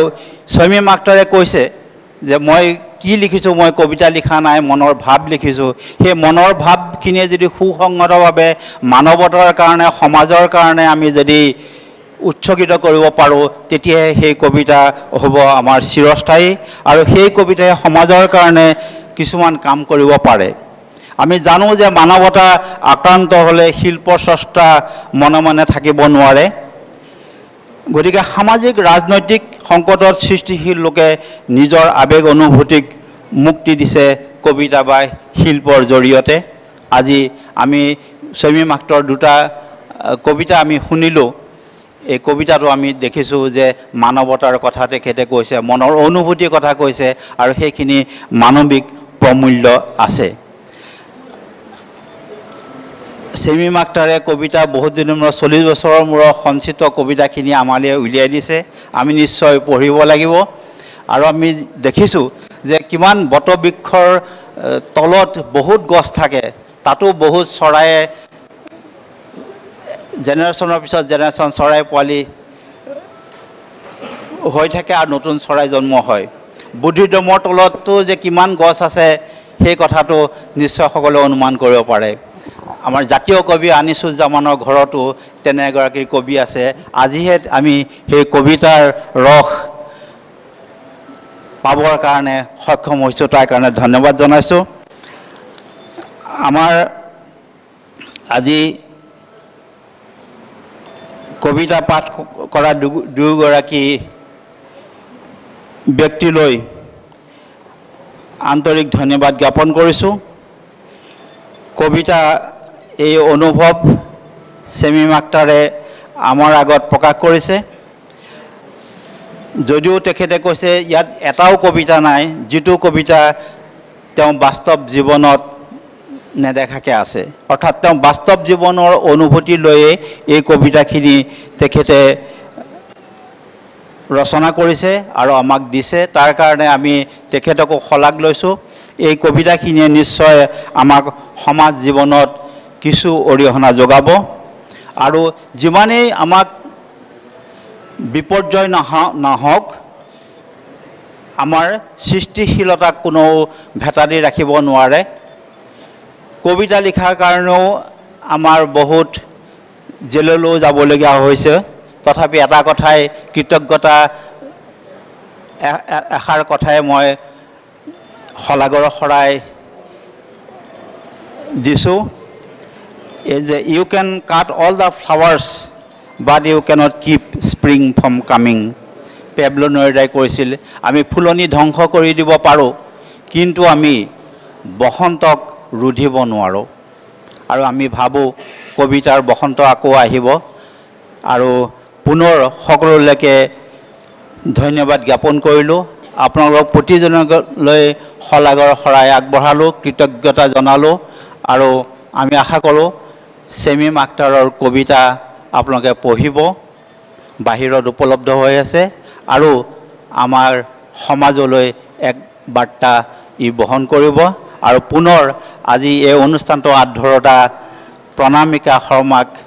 শলাগ লৈছোঁ ধন্যবাদ ধন্যবাদ ৰাজীৱ দা আপুনি সকলোৰে শলাগ ল'লে আৰু মই মোৰ ফালৰ পৰাও আপোনালোক সকলোকে ধন্যবাদ